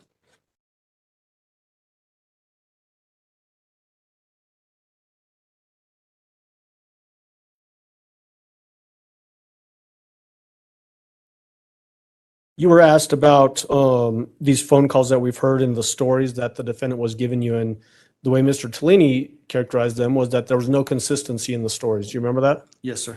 Were there in fact actually consistencies with her stories and what was happening with the investigation? Yes, sir. For instance, once the search shifted to, say, northern El Paso, Douglas County area on that county line road area that the defendant indicated in the phone calls, I felt like she had to place herself there somehow, and that's what she did in that phone call. Are you suggesting in your mind that that was a way for her to explain away why her GPS would show her there? Yes, sir. Sustained. Jury will disregard the answer. She also gave you a description of blood being in the garage and in Gannon's room. Yes, sir. Are you aware that there was blood found in the garage and in his bedroom? Yes, sir.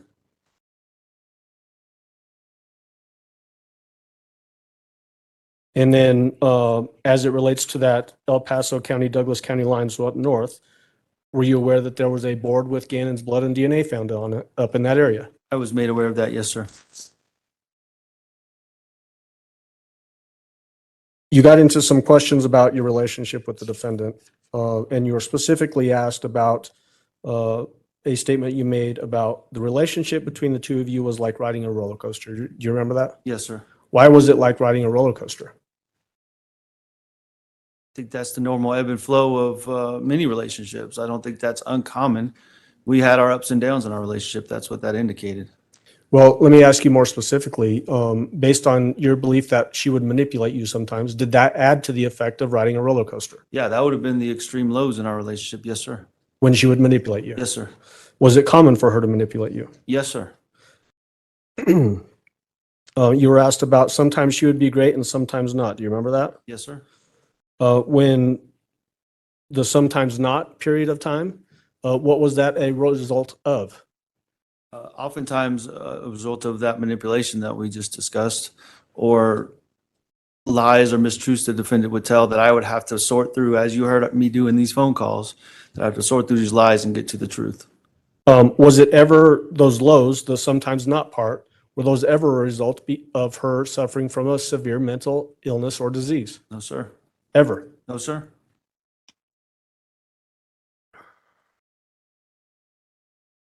You were asked about the defendant referring to herself as Taylor. Do you remember that? Yes, sir. Tell the jury about that. What does that mean? So I believe when I met the defendant, her Facebook profile said Tisha Taylor Harden. And of course, I had questions about that because her middle name is Lynn, I believe, the defendant's middle name. The defendant would always say, I always wanted my middle name to be Taylor. I don't like the name Lynn. And that's where I left it at that. So anytime Taylor ever came up, I just, in my mind, referred back to that's what she preferred her name to be. Well, did she ever use the name Taylor and start acting crazy? No, sir. Did she ever use the name Taylor and start talking in other languages? No, sir. Did she ever use the name Taylor and start having other personalities? No, sir. Was Taylor ever associated with her having a severe mental illness or disease or defect? No, sir.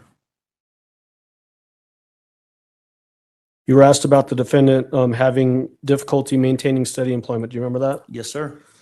You answered that the defendant intentionally left those jobs. Yes, sir. So expand on that for the jury. What do you mean by that? So, for instance, when we, I think in the tail end of our dating relationship, in the first part of our married relationship, she was working at Myrtle Beach Middle or Elementary School and quit, resigned from that position, causing her to have to seek new employment. Okay. And why that's significant, because I disagreed with the decision. It was what I, outside looking in, a great place of employment for her, and she seemed fine there. Okay. And then you were asked about Dr. Niederhauser, right? Do you remember that? Yes, sir. And Mr. Tellini told you that the defendant was being seen for anxiety. You remember that? Yes, sir.